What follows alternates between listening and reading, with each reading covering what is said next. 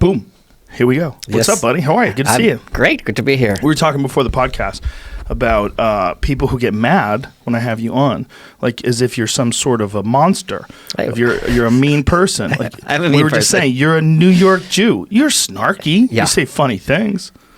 But this idea that you're a Nazi or something, like... People have gotten so crazy. I like that this is this icebreaker. Hey, This is welcome how to we're my gonna show. start. By the way, why do people think you're a Nazi? Because someone sent me, I don't read comments on Twitter, but someone sent me something like, you having this guy on today. And I'm like, that is so hilarious. I go, this guy is, yeah, there's some shit you say I don't agree with. Sure. You're very reasonable and very intelligent. Yeah, the last chapter of the book is me arguing with the Nazi. Conversation, folks. It's not bad. It's not bad to talk to people. Well, it's kind of for them a religious thing, right? is If someone is a sinner, you can't acknowledge them. Right. They have to be outside of the fort. That's a good way to look at it. That is what it is. You know, what's interesting, I know these people don't mean to do this. This is not their plan. But if you wanted to keep Donald Trump in office, the way the people that oppose Donald Trump are behaving is the perfect way to keep him in office. If you tell high schoolers, if you smoke, your parents are going to get upset and the teachers are going to get upset. That's the biggest cigarette commercial, right? Right? Yeah, sure. So you tell these kids, hey, if you go to these websites and read these books, then your parents and the establishment and the teachers are all going to be afraid of you. Well, sign me up. I mean, it's as simple as that. It's the same exact psychology, and they're driving people to the fringe. They are. And the deplatforming thing is fascinating because the way this stuff works, folks, is when people get deplatformed, the first people that will get deplatformed are people that you agree with getting deplatformed.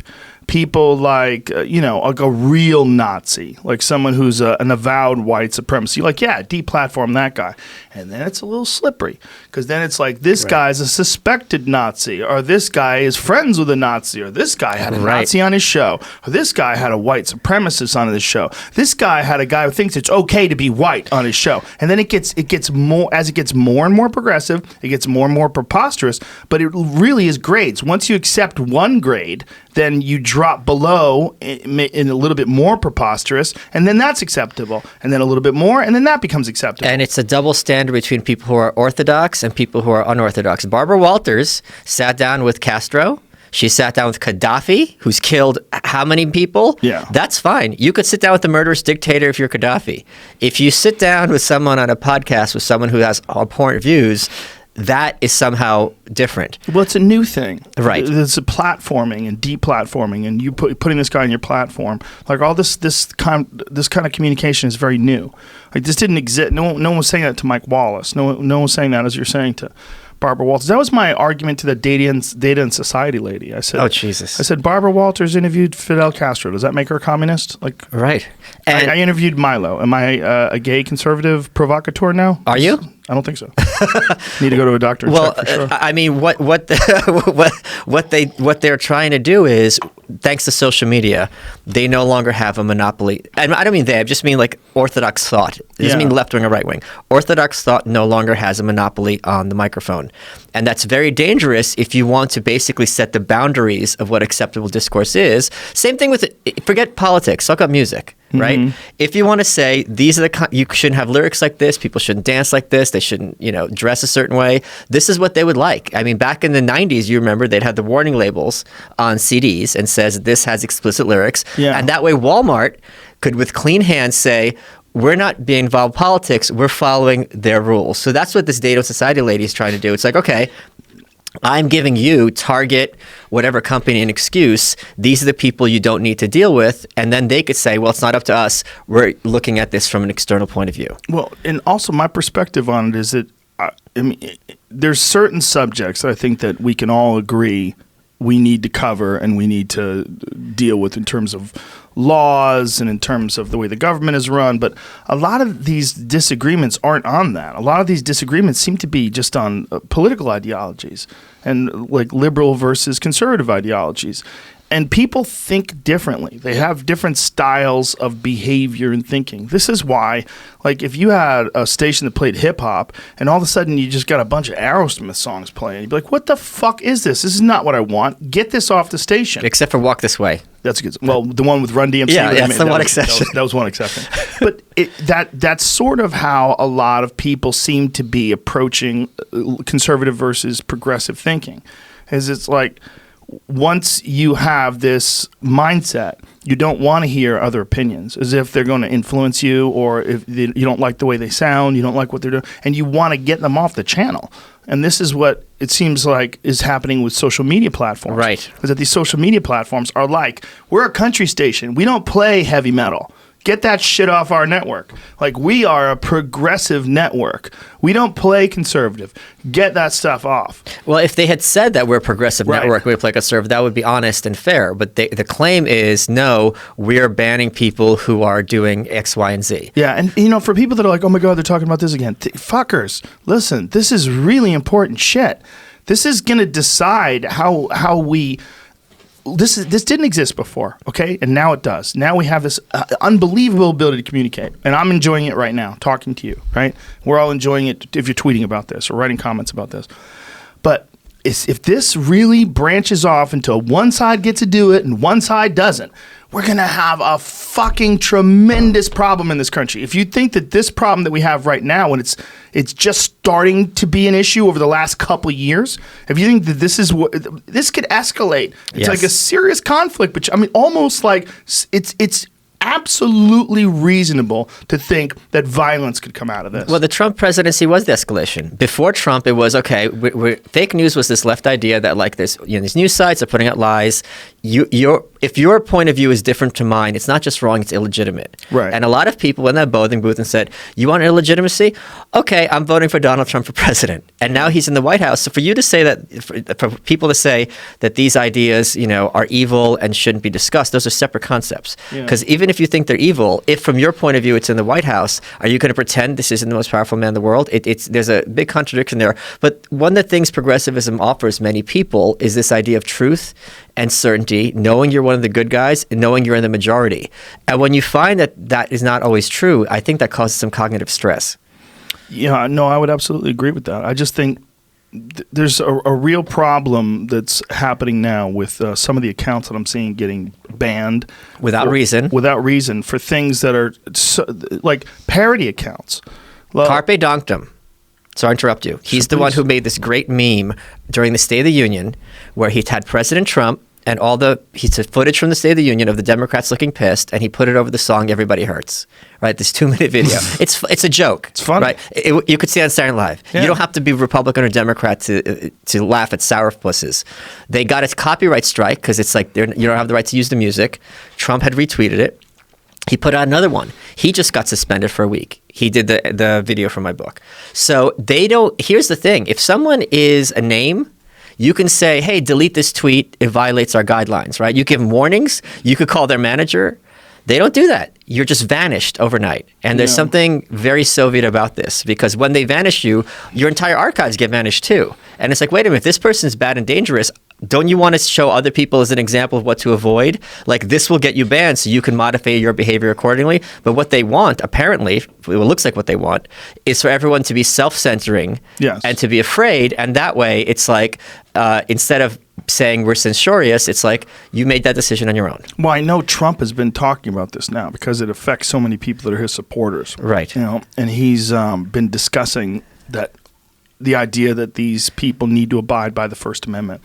And then there's your argument, well, either they're a private company, they can put on whatever they want, and they can decide whatever they want, or they're protected by the First Amendment. Sure. I had Tulsi Gabbard on the other day. She's running for president. Her. I love her too.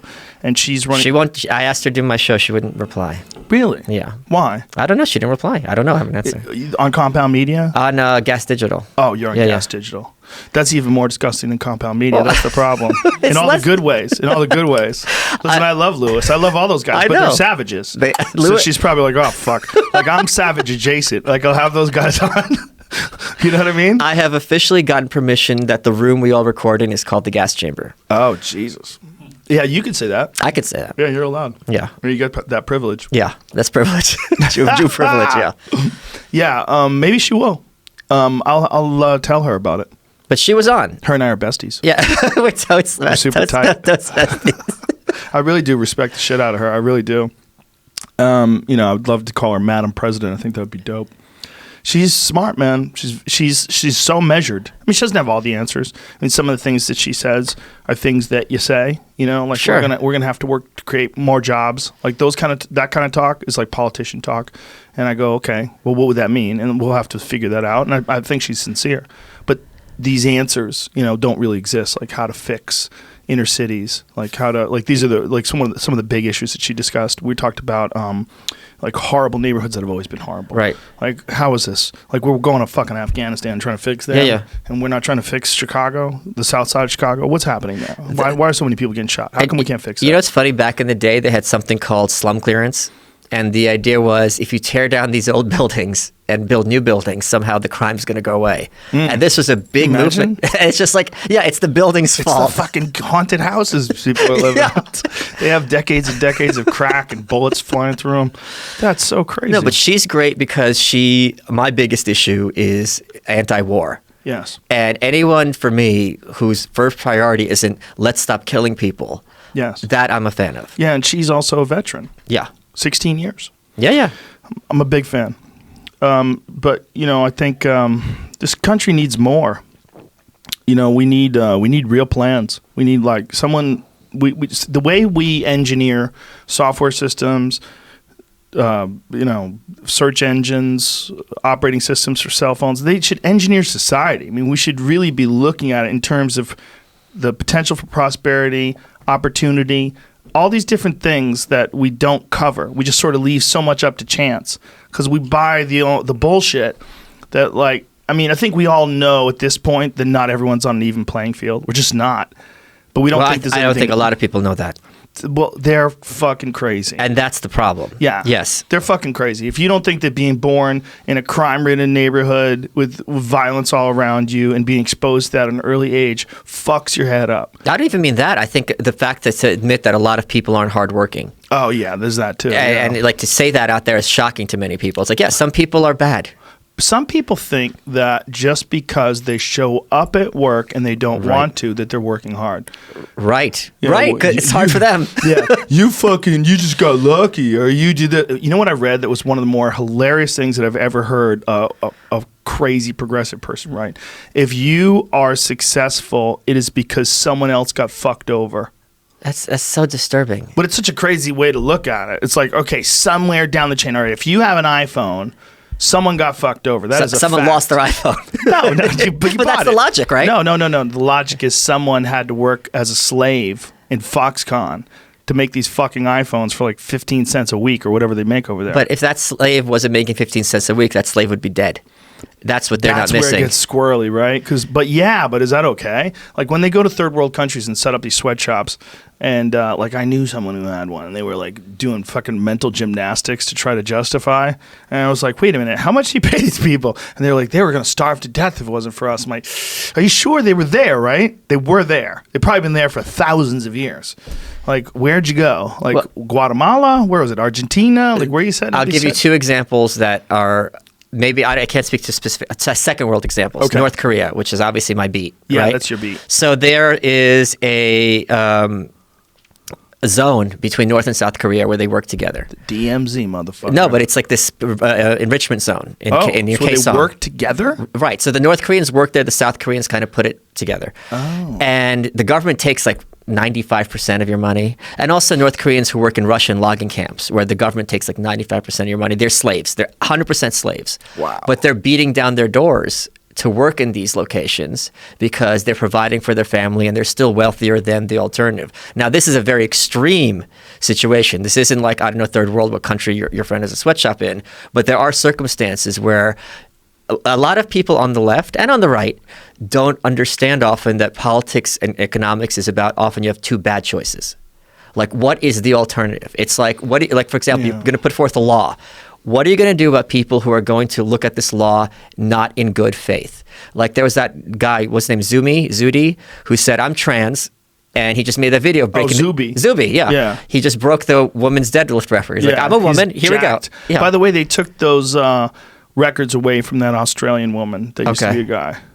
That was Australia, right? Wasn't the powerlifting women's world record.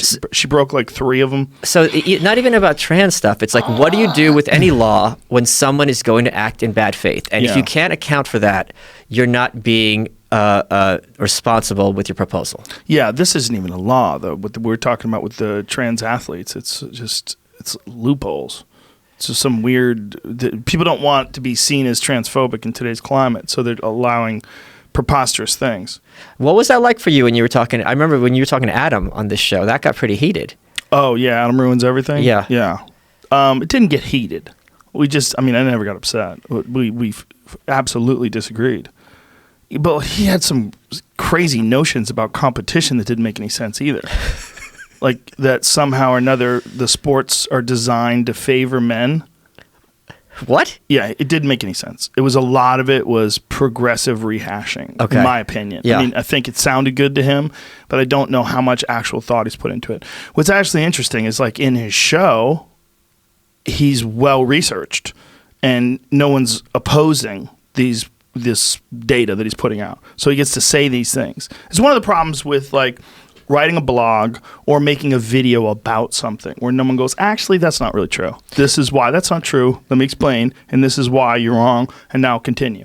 See, when you can just go on these long, unchecked rants, that's where you get like flat earth believers. That's what that shit's from, because they watch those videos and they go, oh, this makes sense. But this is why it's so important that unorthodox voices don't get deplatformed, because even if that person is putting forth things that are completely full of shit, their criticism and their perspective, they might have some truth in it. And at the very least, like when I was at Charlottesville and I talked to these people, by talking to them, it makes me think through, why do I believe what I believe? Why is my truth the actual truth?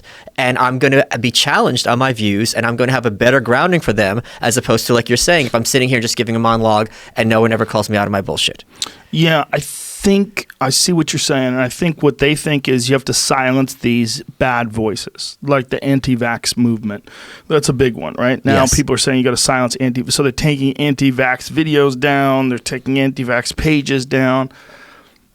I don't know how much they actually know about the science. Vaccines are incredible for health in terms of what they've done to protect us from diseases. They've stopped smallpox. They've stopped polio.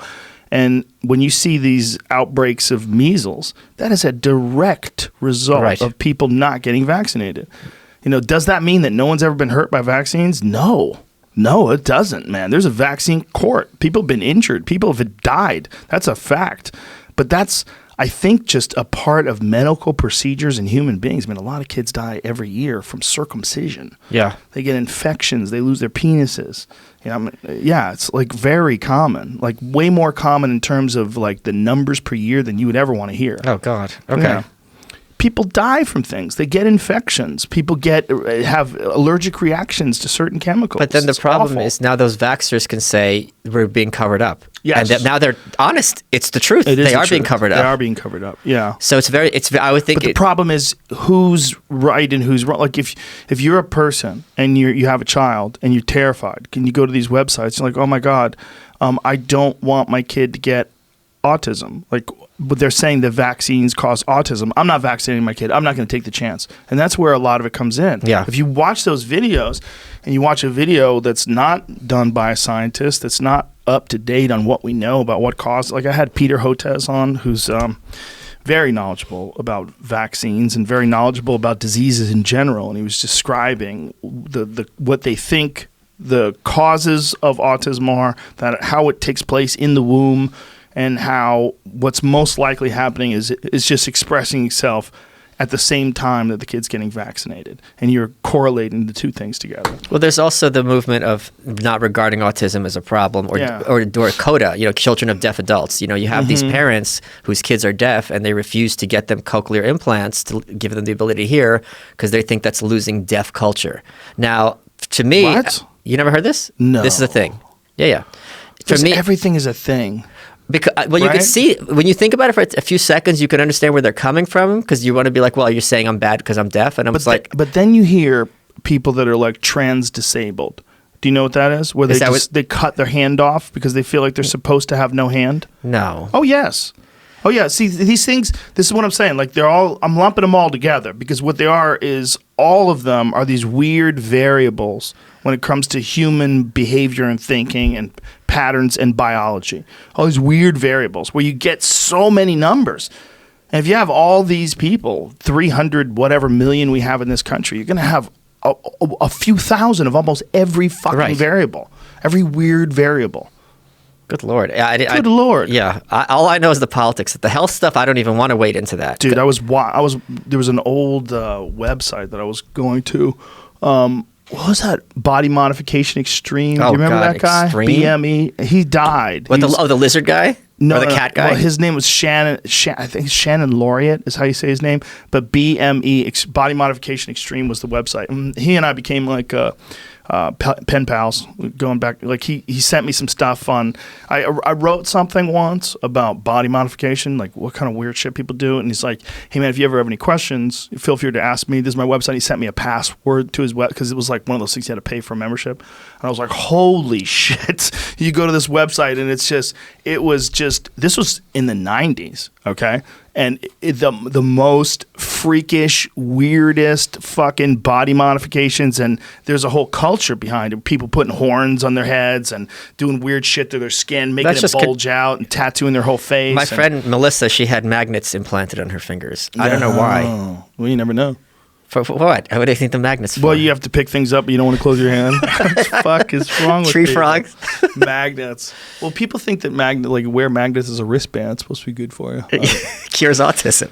But you get the vaccine, then you get the magnet. You know, it sounds stupid, but they use magnetic therapy for veterans that have PTSD and CTE because there's areas of the brain that they can actually stimulate with these very powerful magnets. Kat Zingano, UFC fighter, she went down there when she was having some serious repercussions from her fight with Amanda Nunes. She got really battered badly in the first round, and her hormones were out of whack for months afterwards. She was all fucked up. Her cortisol levels were all fucked up, and finally she went and got some, her sparring was off, her timing was off. She was like, I just have to rush people. I didn't have any sense of timing. Oh. Yeah, she was having real problems with her brain. And they fixed it. They fixed it with magnets. These electromagnetic pulse. I'm just saying words that I don't understand. So if you're a scientist, and you're like, I'm sure there's the fuck are you saying? There's a scientist tweeting at you feverishly right now. You're spreading lies. Listen, angry scientist, I'm with you. I'm retarded. Listen, they throw these waves at the brain, and somehow or another, these electromagnetic waves stimulate areas of the mind. And it actually forces brain cells to grow and forces neural connections. It's really interesting stuff. Kat Zingano explained it pretty in depth, but it really helped her. So it's weird that a magnet would work for that. But those are like really strong ones. I don't know. Okay. The little ones around your wrist. No, that doesn't do anything. I don't think the fuck it do anything. But it might. I mean, I don't know. What the fuck do I know? Yeah, I'm not spending the $24.99 on that fucking bracelet. That's but it's got an English guy that's selling it. That's how you know it's legit. And it comes with a mop. It comes with a free chamois. Remember the ShamWow guy? He's dead, isn't he? Yeah, didn't he get He's bit? Israeli. He get bit by a hooker? Yeah. Oh, no, it's the other one who got the OxyClean guy's dead. Billy whatever. Oh, yeah, ShamWow's alive. Yeah, Billy was tooting up. Yeah. Is that what it was? Yeah, he had a lot of coke in his system, apparently. Oh. He's cutting it with OxyClean? He had a heart attack, right? Oh. Listen, man, you got that oxy money. That'll clean your sinuses up. You want to fucking party. He's probably had a yellow Lamborghini, a dick implant. Just kidding. I made that part up. I'm sure he was a great guy. Wasn't he in the middle of doing a television show? They were doing a television show about him. Yeah, he was. Well, he had the Pitchman. It was like a sitcom or something. It was like a reality show. Yeah, reality type show where they're following them around doing pitches and stuff. There's an art to that shit. Those guys, he got me to Even buy like Shark Tank before them. I think they were helping people do stuff, sorta. Like Kitchen Nightmares? Yeah, I'm friends with the son. Oh. The Shark Tank son or the ShamWow? Billy Mays. You're friends with Billy Mays' son? Yeah, I went to school with him. I'm sorry I said all that. What's his son's name? I was Billy just Mays. joking around. Is it Billy Mays Jr.? Yeah. Don't shout him out. He's the third. Oh, the Probably third. mad. We're talking about his dad. He's I'm sure Billy Mays was a good guy, but didn't he? Well, yeah, he's your friend. Whatever. Yeah, that's why he couldn't respond. Anyway, dude was partying. The ShamWow guy was the guy who got bit. I don't know. It's hard to keep track of. Yeah. I actually think he bit someone. What? Yeah, I'll look. He bit someone. Like Marv Albert? Sort of, Did Marv Albert bite someone? Yeah, did he bite the lady? I thought she bit him too. I get my stories all confused when it comes to dudes.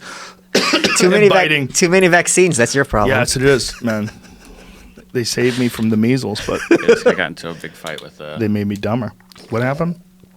Oh, there it is. Oh, Whoa. God. Oh, he bit her? It's happened a few times, I think. With him. ShamWow Pitchman, brutal beatdown. Yeah. So they just went to war. Oh, my God. He did that to her eyes? Is that real? I don't know. I mean, That might not be real. That looks like happened makeup, again. though. That looks crazy. That's like smoky eye. Yeah, no, it didn't look like makeup to me. Well, it's so That symmetrical. looks like black eyes. That's what happens that's when you the get look. smashed in the nose. But that's the look. With the makeup, you know? She had his tongue, and so he Oh, started punching her Jesus until she released Christ. his tongue. Oh, my God. In her hand or She's her bit his mouth? tongue, and According to he's the cops, punching her in the yeah. face. On Oh, TMZ. my God. People are crazy. That's meth, right? You had a guess? What's involved there? No, it's something crazier than meth. Really? Like PCP?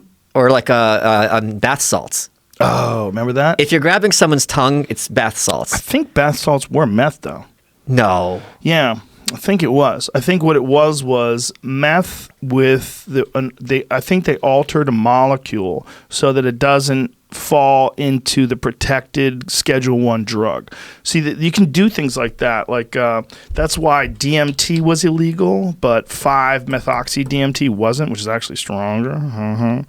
And So what's that? they missed that one. Here it goes. What's that drug that lasts 10 minutes? Oh, what is this? Bath salts. Well, first of all, here's another thing. I think there's a bunch of different kinds of bath salts. For sure. Yeah, for sure. definitely. You got the lavender. I mean, you this- got the potpourri. You got the lemon. But I mean, nobody. I don't think anybody has a patent. Yeah, like, no. hey, you can't call that bath salts. Wait, so come on, bath I salts- barely got high on this. It's bath salts because of the name Bathione. It's No. The bath salts is because they were selling it in stores as bath Oh. salts, not for human consumption. Wink, wink. No, but you And they just were pulled it letting up. It looked everybody like know. the chemical is Bathione. No, Oh, cathinone. I misread it. Okay. But what I'm saying is they Yeah. labeled it bath salts so they could sell it, but everybody knew it was meth. They're like, hey man, there's bath salts over there. You should try smoking that. Well, isn't that how salvia was around for a long time? Salvia was around for the same reason 5-methoxy-DMT was around. Yeah. They missed it in the sweeping Schedule 1 Drug Act of 1970. Okay. They missed that one. It was two of the most potent ones they missed. Salvia divinorum and 5-methoxy-DMT. And that's why they're always changing it, because if it's slightly different, then you could say it's not that. Exactly. So see if you find that, like bath salts is meth. Because there was a guy who's a homeless guy. I think they shot him. He was biting someone's face off. In Florida. Yeah, you remember that? Yeah.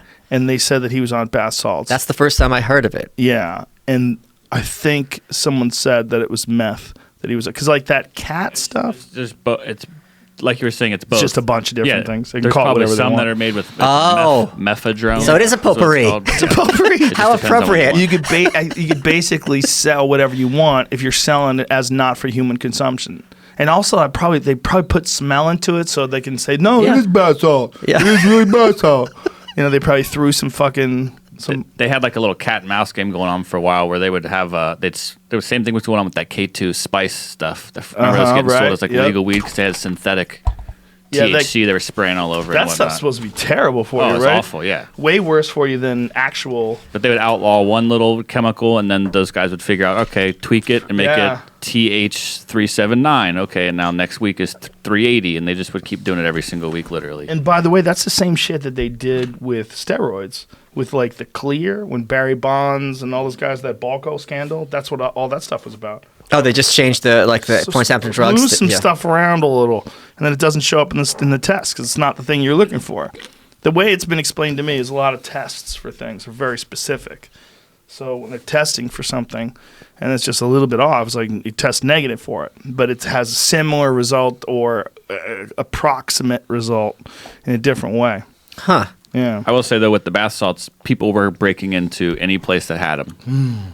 Gas stations, any store that had bath salts, if they think they had them, your windows are being broken, your doors are being broken, Yeah. you're not going to have that It's stuff meth. tomorrow. Yeah. That's Wow. that. Yeah. Those are meth heads. That's meth head activity. Jesus Christ. Did you ever know anybody that was a meth head? No. Yeah, I haven't known a few people. It's weird to see. Because it's so visual, the results. Well, not always. That's what's interesting. What you're seeing when you see people that are completely fucked up and picking the skin off their face and they weigh 5 pounds and they're falling apart, that is worst case scenario. There's some people that I would call functional meth heads. And what these people that are on amphetamines every day or almost every day. They're constantly on amphetamines, and some of them get prescribed by doctors. They get really irrational. They start thinking that everyone's out to get them. They get real mean and nasty towards other people, very defensive. They're always attacking and thinking they're persecuted, thinking that someone's attacking them. It's very strange. And these people could function like this for years and years. And you get the same with Adderall addicts. Yeah.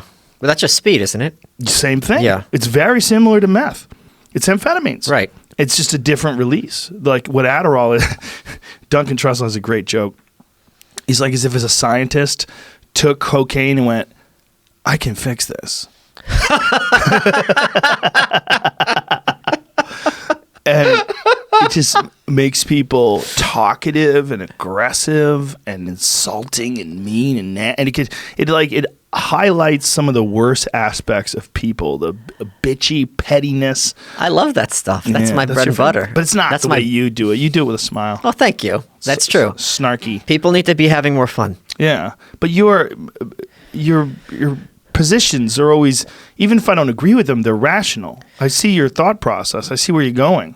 Well, thank you. That's a huge compliment. Not a meth head. Yeah. Meth heads are like, what are you saying? The Jews are doing what? What's happening with the Nazis or what? The big one I get, so I interviewed a Nazi for the book, and I said to him, I go, look, what am I supposed to do when your people come at me and say, the only reason you care about North Korea and its concentration camps is because they're anti-Israel? And he goes, what do you want me to tell you? There's idiots in every group. And I'm like, all right, fair answer. Because they're anti-Israel. Jesus It's like when you think about the idea that Israel has to do with North Korea is just like absolutely amazing. Wow. But I get that online. People connect to everything. The right. People that are really into the nutty conspiracies, there's a network of connections that they follow. And then if you're not talking about it, what they think is the most important issue, you're clearly being dishonest because it's the most important issue. You must be a shill. Michael Malice. Yes, Mossad. Spent all that time over there in Korea. Interesting. I did bring up Israel once. How's that? For American be over there in North Korea. Hey, I wanted to talk to you about this. I don't know if you know anything about it, but essentially Google has pulled the plug on Huawei today, meaning they're no longer allowing Android updates on Huawei phones, and they're not allowing the Google app to work on Huawei phones, or excuse me, the Gmail app to work on Huawei phones. If you had an old Huawei phone with the Gmail app, you're fine. But going forward, no Huawei phones will be allowed to have Gmail anymore. What's the reasoning? It's a very good question. Marcus Brownlee, who's Marcus has been on the show before, and he's probably one of my favorite, if not my favorite, tech reviewer on YouTube. He had a point about it. He put it up on his Twitter, and then I followed the feed. He's like, this is very important. And I followed the feed. And there's tech people that are saying there is no reason for this. There's no evidence. They're not pointing to anything. But then when I talk to people that are experts in foreign policy and they explain the way China works and China's relationship between the government and industry, how they're inexorably connected, and every business works for the government. Yes. They were saying, well, no, there's a reason why they're doing this. Like, these guys are playing this real long game, and to aid them in any way is extraordinarily bad for our country. Yeah, I had Marion Smith from the Museum of Communism on my show, and since my focus is North Korea, I wasn't that much focused on China. And we all think in the West that China's gotten so much better than it was, which is true. But he goes, it's still really, really, really bad. And one of the big, I think, fair criticisms of the corporate press is how much they're focused on Putin and Russia. And it's like, you're calling him a dictator. The shit they're pulling in China is an order of magnitude worse. And something that they're doing now, they stole from North Korea. North Korea has something called Sungbun. And everyone... Sungbun? S-O-N-G-B-U-N. Sungbun. Everyone in North Korea got interviewed, and there were several iterations of this, and you got a score based on your family. So if your family was born in South Korea, or a priest or landowner, that's a low score. If your grandfather fought with the great leader Kim Il-sung, that's a high score. It's divided into favored class, wavering, and hostile. And there's like 51 subcategories. And this determines everything about your life, where you live, where you go to college. And China's now starting to do this. they're trying to implement a social credit system based on your loyalty to the government, which will allow things like leaving the country and all sorts of other opportunities. And that's scary, scary stuff. And that's what needs to be, I think, covered much more in the West. The problem with that is it becomes like a game, and people are going to want to have a really high score. Of course. People are so weird when it comes to scores in games. But we get so. But you have to have a high score, or else you're not getting food or a job. Yeah. Right. Yeah, but it's also like people covet it. Oh, but they don't tell you your score. Oh, Jesus. You have to intimate it. Oh, that's yeah. That's even scarier. Oh, yeah. So you got to fly right and just. So you're always nervous. That's what they want. You're always nervous. It's not transparency.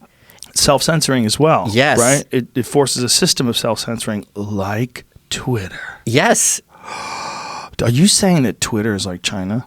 Did you just say that? Twitter's like communism? In those words, yes.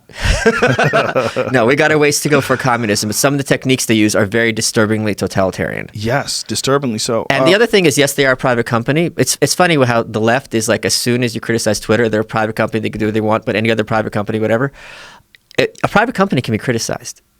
And if we're perfectly appropriate in a free market to say what you're doing is screwed up, and give us answers, or we're going to use another company. I think when I talked to Jack about this, one of the things that he was saying is that they're considering an open Twitter. Like they're going to have Twitter where it's like a safe neighborhood and Twitter where it's like the Wild West. Okay. And I said, please do that. Yeah. I said, please do that. I mean, but if there's he doesn't, ways to block people. There's ways to avoid people. I block people liberally. You know what's weird, though? Block lists. When you never even had an interaction with someone. It's like a blacklist. Yeah. And you go to their page and they're blocked. You're just blocked. Just blocked for no reason. People have block lists for anyone who follows President Trump. Yes. And it's like, if I'm a journalist, yes. I sure as hell better be following the fucking president to know what he's saying. First of all, he says hilarious shit. Yes, on the reg. Look, he does. What's your favorite Trump tweet? Rocket Man, when he was calling... What's my favorite one? Hold on. Kim Jong-un, Rocket Man. What's the one about the haters and the losers? Yes, that's a great one. But he did that before he was president. That was like 2013 it's still my favorite Trump tweet by far. Yeah. Every time I speak of the haters and losers, I do so with great love and affection. They cannot help the fact that they were born fucked up. I would like if he said that now as president. I know. That's one thing he's really done a great job as president, not swearing. Yeah. It's amazing. Well, did you see what CNN did to him? During the campaign, he said, boy, that's really up. So he didn't say it. They played the clip and they bleeped him. Yes, we talked about this before. Yeah, it's very dishonest. Yeah. They bleeped it to make it look like he said something that he didn't. But he's cursing a blue streak in the White House anyway. We all know this. But it's funny. I like it. I think that part is funny. Like I'm not happy with a lot of what's going on, but I'm very happy that he's this ridiculous person because it's funny. And I think it's very healthy for us to have less reverence for the president, because when a president's on a pedestal, he's in a position to send our sons and daughters to die. Whereas if you look at him as a clown, you're going to be much more skeptical of, is this man going to war for the right reasons? Is he doing these things for the right reasons? And I think that's and that's what the founding fathers wanted too. They didn't want the president to be looked at as a god. Yeah, that's an interesting point. I think you're correct, and I think this idea that it's behavior unfitting for a president, that's what we're thinking, that a president is a special person, a special job, and they'll act accordingly like a gentleman, and they're human beings. It's a stupid job. It's a ridiculous job for anyone. And you saw Biden went after Trump and says, oh, being presidential is always... Yeah, by definition, he's always being presidential, because he's the fucking president, and you're not. Well, Biden's a weird guy, man. Do you see all those videos of him sniffing all his kids? Oh, what is that about?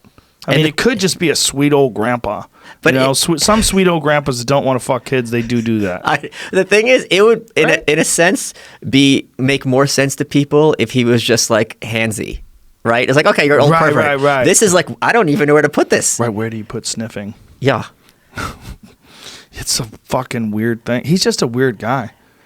Did you know about the plagiarism from back when he was running for president? So he ran 3 times. Yeah. I think he's fucked in the primary because his track record is pathetic. So the first time he ran was an 88 cycle, right? He announces in July he has to fold by September because of this plagiarism scandal, right? He runs again in 08, comes in 6th in Iowa, has to pull. So in terms of his history of running for presidency, it's been very, very poor. He's a good backup man. He's right. He's a steady, reliable result. Yeah. He should stay the fuck out. Just look, They're going to eat him alive. It's ugly. It's going to be ugly. You're going to hate it, bro, and you're not going to win. I don't think he's going to win. But he's the front runner. If you look at the Democratic polls in terms of the Democrats. You know who's the front runner at this point in 2003? Who? Joe Lieberman. Because Joe Lieberman. he was the vice presidential candidate from Gore. Everyone knew his name. What happened with that guy? He lost, and But where'd he go? He went right, didn't he? He lost the primary in his state of Connecticut. Then he ran as an independent Democrat, won again, got reelected. He killed universal health care because they needed 60 votes, and he's like, "Fuck you, we're not doing it." So they had to have this Obamacare market system. It was because of him, and now everyone hates him. Didn't he turn into a Republican though? No, but he endorsed. I heard he became a Nazi. Joe Lieberman, Joe Lieberman and Ben Shapiro are the new Nazis. Yeah, the new Nazis, the new right. Yeah, the fact that he gets called one, that's the funniest shit ever. While he's wearing a yarmulke, people calling him a Nazi. Well, you'd never suspect it. Yeah, it's sneaky. We're sneaky. Yeah. I just think if we had to design a system from scratch, there's no way we'd have one person at the top of the pyramid. It just doesn't make any sense. It doesn't need to be a pyramid. Yeah, doesn't. It could be a series of silos. Yeah. There's no reason. I mean, I guess the good thing would be that person can veto stuff and get things done. Sure. So if there is some sort of if he's a reasonable person and he really works well with others and doesn't abuse that power, one thing he has done though is it's going to sound ridiculous, but when he has Kim Kardashian bring in cases of people that were unjustly prosecuted or unjustly imprisoned, and he releases them. Like, I like that. I like that she does it, and I like that he does it. It takes a lot for me to get angry, but when people were clowning them, and I'm like, Kim Kardashian, you can say a lot of shit about her. She saved people's lives. She's helping people in a tremendous way. You're going to tell those families that it's Kim Kardashian? Fuck you. She's helped 17 people be released from prison in the last 3 months. And I think it's also very disturbing how glib a lot of people are about prison. Yeah. And it's a really... I don't know what it's like, and I don't want to know what it's like. You don't want to know It's what no it's joke. like. Yeah. But it is a punchline. And it's like you're laughing about people being traumatized for life and possibly having no possibility of returning to society. People used to be able to laugh about stuff like that because it would be like laughing at it at work. You know, like you go to work and you're like, hey, OJ's in the can and he's going to take it in the can. You would go to work and you'd say something stupid like that and it wouldn't go anywhere. But when you say something like that on Twitter or Facebook, like, whew, boy, you remember... people find out and you say the inappropriate thing. You remember that with Justine Sacco? Oh, of course. She tweets. I was flying here for this show and someone tweeted at me, #has Malice landed yet? Because that was the hashtag for her. Oh, yeah. Because she tweeted out a joke. She gets on a flight and it blew up while she was over on the flight. Right. And when she lands, her life is ruined. Upside down, backwards, inside out. Yeah. For a dumb joke. Yeah, that dumb joke could have been something that she would just say and then the next day be like, oh, what the fuck is wrong with me? I was on Ambien and alcohol and trying to be funny. And that is something that the evangelical left is very scary about if you take a joke and that's inappropriate in some sense, and they're the ones judging it's inappropriate, your life should be ruined.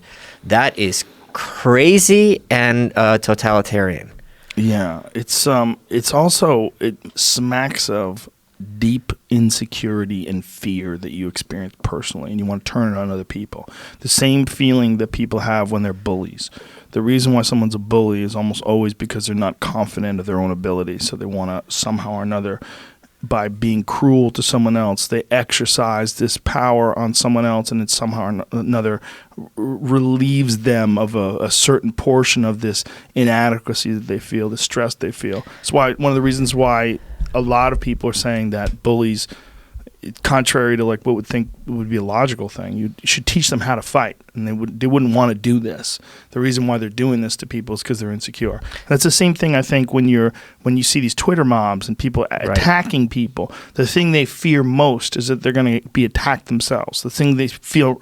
They fear social ostracization. They fear that. They fear standing up on their own 2 feet and being an individual. Mm-hmm. And I have a whole chapter on dark humor in this book. And I'm shocked that they let me publish it because Bonnie McFarlane, great comedian, she was roasting Jim Norton, and she says to him, your show is so unlistenable, I'd rather hear my daughter drowning. And it's like, are you gonna? But let's break this down. Are you gonna tell her as a comedian or as a mom that that's not appropriate? Oh, she's so funny. They only made me cut one joke. I have everything else in there, and the point I make is something might not be funny for you if you're an assault victim. Right, you don't want to kind of. That's fine, right. But it's not. That means, and if something's not for you, doesn't mean it's not for anyone. What is the new right? This is the title of your book. Yeah, A Journey to the Fringe of American Politics. What inspired you to do this? So, the circles I was swimming in started developing into this scene as it was happening that culminated in like the Trump presidency in Charlottesville. So I was there as this was happening. What circles are we discussing? This kind of the anarchist circles, the what they call race realism, the racists, the alt-right. And seeing a lot of it happening, just being discussed in the press and people not knowing what they're talking about, I'm like, all right, someone's got to write this book who's been there and understands it. And it might as well be... How do you understand it? Like, what about it? Do you know, like the race realists? Because one of the points I make is this is not one scene where everyone's in agreement. These people often completely hate each other and disagree. The only thing that unites them is their opposition to progressivism. And this is you looking at this as a journalist when you're saying, sure, yeah. But with the way you're saying it is like you're a part of these groups. Well, I'm like, all right. I went to all the meetings. I go to Charlottesville. I interviewed all the types. And it's what their points of view are. And if you're going to engage with this kind of thinking, which is somewhat prevalent on the fringes, you have to at least understand where they're coming from. And being dismissive gives a power. For sure. But what I want to say is, because I don't want people to misconstrue you. So someone could listen to this and inadvertently or purposely misconstrue and think that you're a part of these groups. Oh, no. So it's very clear in this book who I agree with and who I don't. In the book. Oh, absolutely. Yeah, in the book. But the way we're discussing it in this conversation, you're saying the circles that you run in. Yeah, because a lot of the people who I was friends with fell down this rabbit hole. They fell down the rabbit hole of Nazism, racism, really? Yes. And that's who that you were friends with fell down? I'm not naming. You don't want to say names. Yeah, and it was very disturbing. You knew them in real life? Correct. Wow. And it was very disturbing to watch as they start throwing out terms like HBD, NRX. What is that? Human biodiversity. That's their code word for different races, right? Human biodiversity right. is the code word for different races? Yes. And what's the other one? HBX? And NRX. NRX? Neo-reaction. So this is basically America's this decadent Weimar Republic, and we need to return to like hardcore right. Neo-reaction? Neo. Okay. Yeah. Neo-reaction. Neo-reaction. That was the hashtag before it was the alt-right. It's not the same, but they're similar enough. So, and a lot of these guys are really cerebral. They could tell you about the history of England. They could tell you about, all the science and stuff. So what went wrong? With whom? With them. I don't know what went wrong. I think one of the things that goes wrong is when no one's talking to you and you're just talking to each other, you're going to start doubling down because there's no one hitting the brakes. You know what else happens? What? You say controversial things, people attack you, and then some people don't attack you. They support you. Yes. And then you gravitate towards those people that support you. Right, and then you get that endorphin rush. You get the light. Yes. You start seeing that with people, and they start embracing really weird fringe ideas. They become a part of these fringe groups, and they get praised by these fringe groups, and then they elevate to virtue signal for that fringe group. And so you could be either an average person in the mass, or you could be a leader in the fringe. Yeah. So it's big fish in a small pond. And you could be one of those who knows. One of those who knows. Right. People know what the fuck is going on. Right. So you're not going to get me with this scam. So my line is, you take one red pill, but not the whole bottle. You take the Adderall, bro. That's what you take. Take that fucking Adderall. No one's going to... I know what's happening. You start stashing weapons in your backyard. Yeah. Start prepping. Yeah. Yeah. So it's an interesting... And there's also a long history of this stuff. So how did you know those guys in real life? Did you know them from work? Did you know them I knew them from like anarchist circles. So this anarchy thing, like how serious are you about that? 100% serious. 100% serious. Yes. So anarchists think there should be no cops? No, anarchists don't think there should be government cops. There should be private security. Oh, private security. What if you're poor? Well, same thing.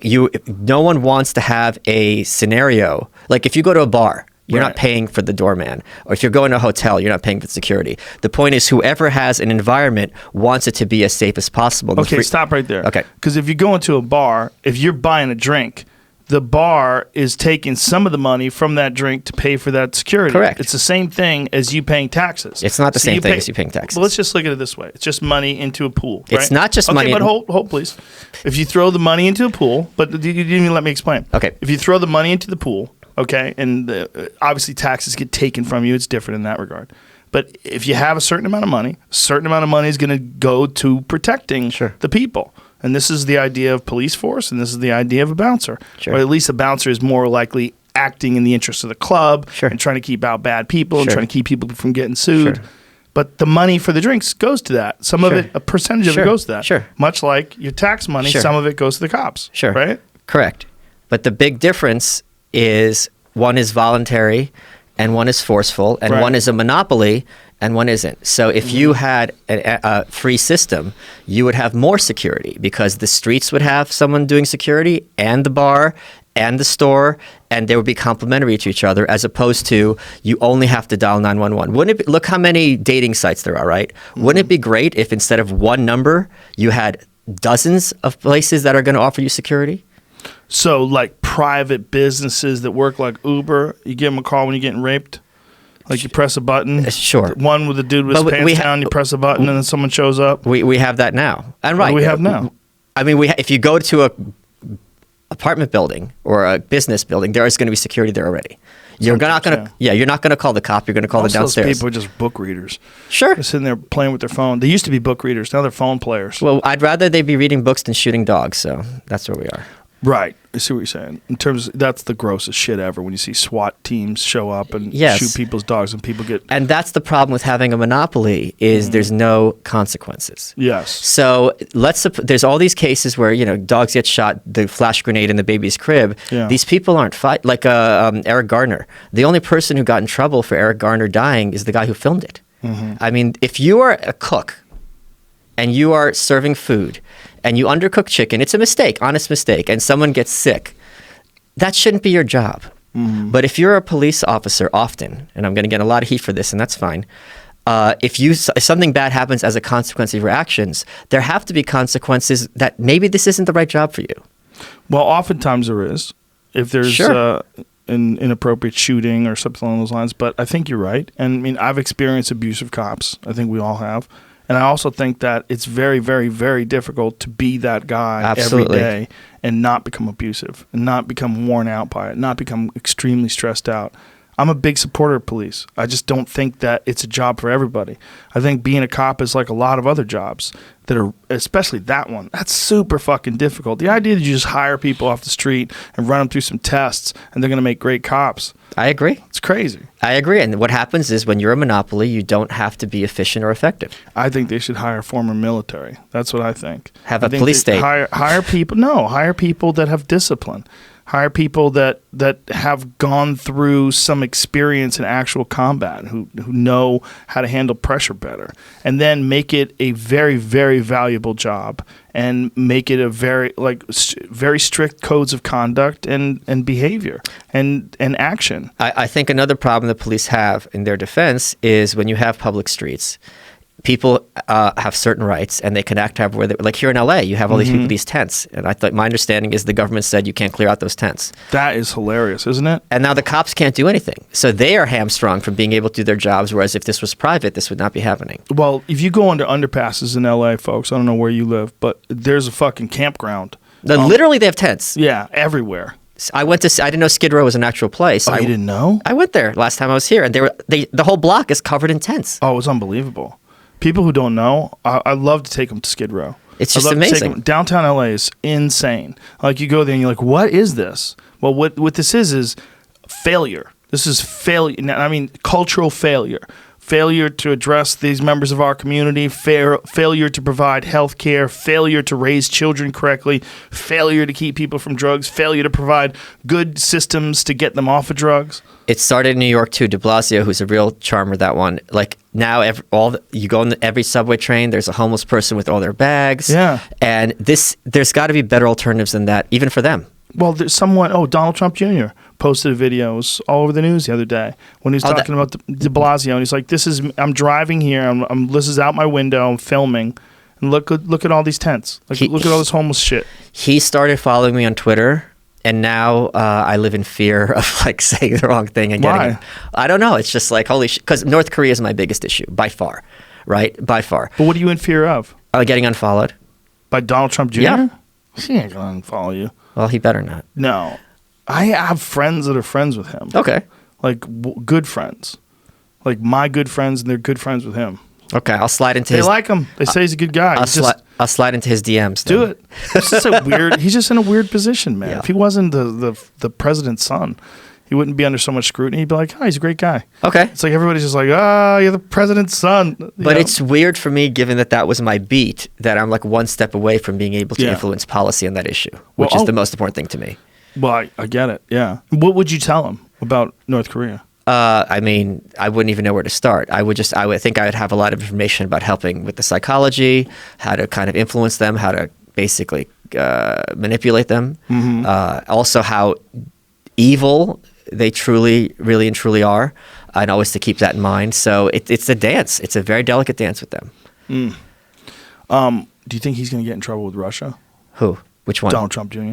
No. You don't think he so? will? I don't know. I don't think so. You don't think so? No. You don't think you think it's over? I don't think it's over. It's not. I don't think it's over because people, after 3 years of reporting, now you can say with a straight face, "What? There were 3 years of reporting over nothing. If there's smoke, there's fire." You know, blah blah blah. So I haven't been following it that closely. I saw Justin Amash, just tweeted out that he had this whole tweet storm that he thinks Trump should be impeached based on the. Who is that? Justin Amash is a congressman from Michigan. He's one of like 3 libertarians, and he turned. He's like, I actually read the report, which most people have not in Washington. It's 800 pages, right? Is it? Yeah. And he's like, so I silly. think there's stuff in here that's impeachable. Whoa. This was a big deal. And then all the left were like, even Republicans like Justin Amash is like, no, it's just him. It's not. There's no it's him. It's literally just him. Like him. Yeah. There's only 2 like him. It's The Thomas. people that like him. It's Thomas Massey and Mike Lee. That's the 3 of them. And Rand Paul, 4. Rand Paul's an interesting cat. I like him. Well, I want to talk to his neighbor that fucked him up. What's that about? That's such a bitch move. Don't you? Such a bitch. That move. is such a bitch move. Tackled him when he wasn't even looking. I know. Yeah, I think he had earphones on too. I'm not sitting here like some badass, but come on, what the fuck are you doing? Yeah. How about that guy that kicked Arnold Schwarzenegger yesterday? Oh yeah, That what was hilarious. that about? He kicked this kid, drop saw kicked that. Arnold Schwarzenegger. I think he was crazy. South because African. He was screaming out, "Help me! I need a Lamborghini!" while they were arresting him. Bath he salts. made it. It was the bath Nah, salts. it's World Star Hip Hop. He made it. He's on. Look, I mean, if that's what he wants, look, what really happened to Arnold? Nothing. What's really going to happen to that kid? Probably go to jail for a couple. Actually, I don't know. You don't know. South Africa. It's look at Otto Warmbier in North Korea. He steals a sign and then he's yeah, dead. and he's So dead. Yeah. we don't know what the law is like in South Africa. It could I be. think it's not as bad as North Korea. It's not as bad as I'm North just Korea. guessing. Come on, no, Yeah, it's not his as security bad. guard fucked him up pretty well. Did too. they? I mean, it looked like it. Yeah. 2 seconds. Listen, of video if you're drop kicking people out of nowhere, that's a problem. When I was talking to Eddie Izzard, and Yeah. Eddie ran a bunch of marathons in South Africa. 20 it was the designation. It was the same number as the amount of years that Nelson Mandela was in prison. So it's 27. So he ran 27 marathons. But there was areas where they're like, "Listen, man, you ain't running through here. Like this area we want to go to. We're going to take you. We're going to put you in a car. We're going to drive you way the fuck past here, and then you keep running. But you're not running through here. Like you'll get killed. You'll get robbed. yeah. You'll get carjacked. We're all going to get shot. You're not going through here." And that's, there's parts of the world that are like that.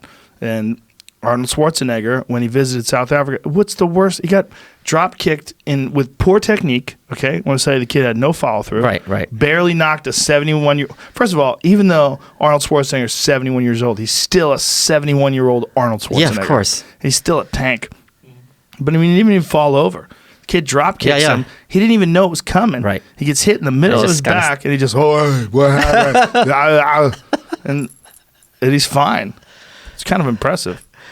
I got your present. You do? What do you got? Ready? Okay. What do you like best about me?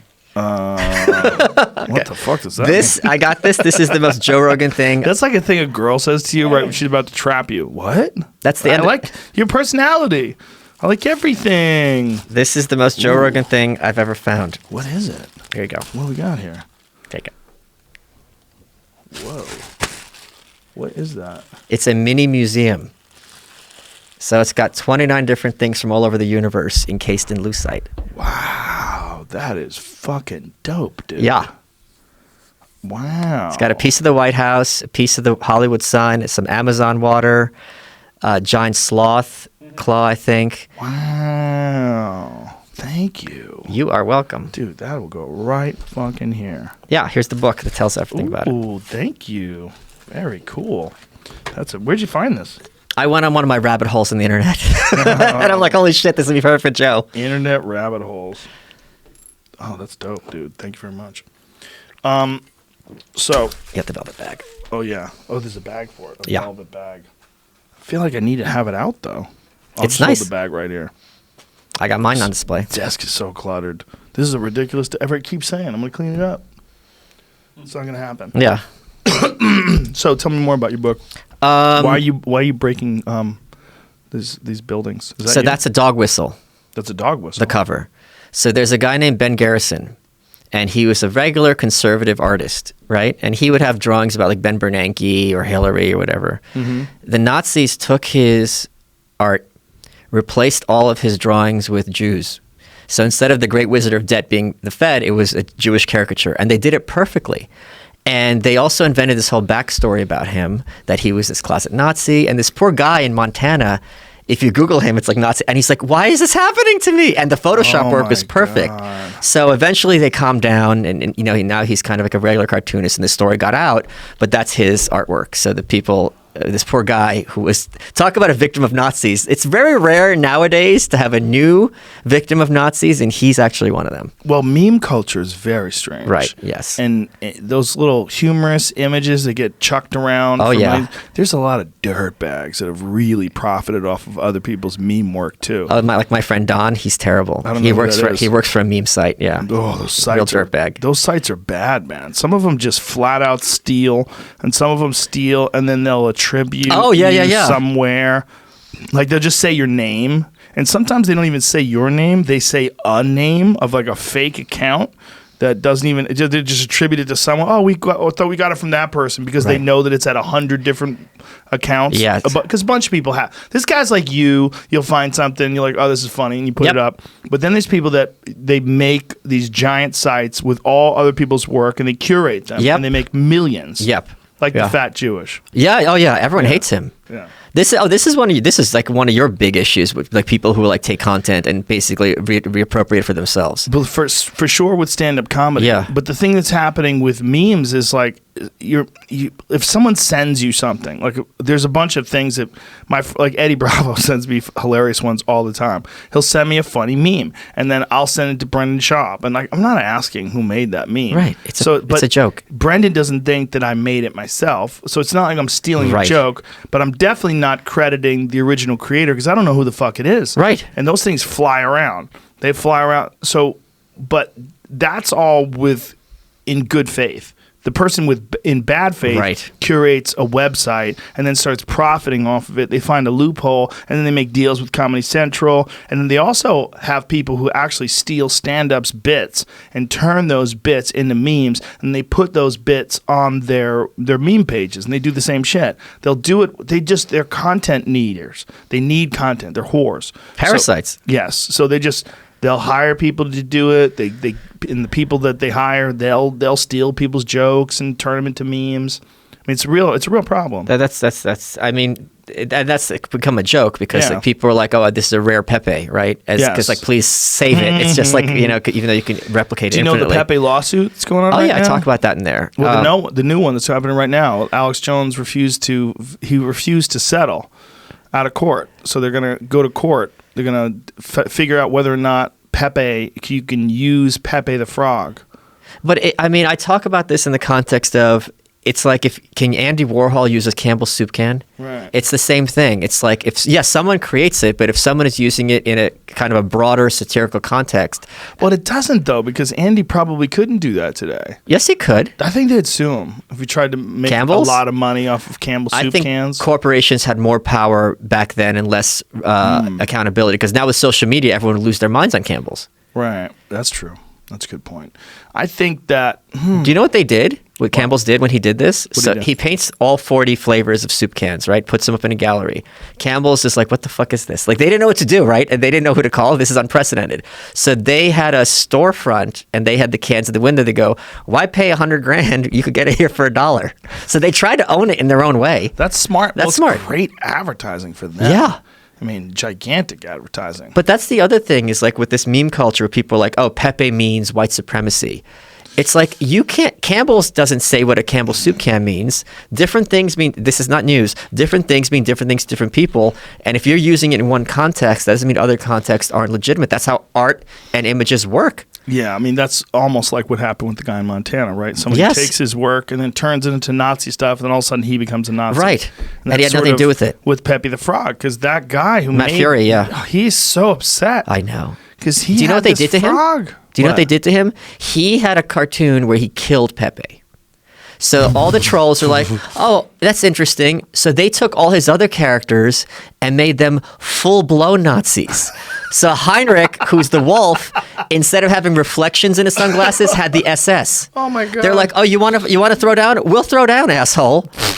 And Well, that's not what only ended up that, happening to The him. wolf has a Nazi name already. No, they gave him a last Heinrich? name. It's like Heinrich something else. But that name... I'll tell you what. Heinrich, Oh my God, I know. No. This is a Nazi. What do they call it? That's a Nazi wolf. It Yeah. sounds like a Nazi wolf. Well, maybe they. What was the? That's hilarious that he thought he could just kill it off. That's like deplatforming. He thought he was going to deplatform Pepe. Well, it's also like, let's suppose I decided to kill off Paul Bunyan. What the fuck are you? How? What does I that can't. mean? What does that mean? It doesn't mean anything. Like the idea that he's going to kill it off and they're going to say, oh, well, he killed it off. Oh no, We can't use it anymore. His name was originally Landwolf, so they said, oh, his first name's Heinrich Landwolf, and the song. You can pull it up, and the glasses. Well, maybe we shouldn't have His name SS was imagery here, but Land Wolf as opposed to what? Sky Wolf?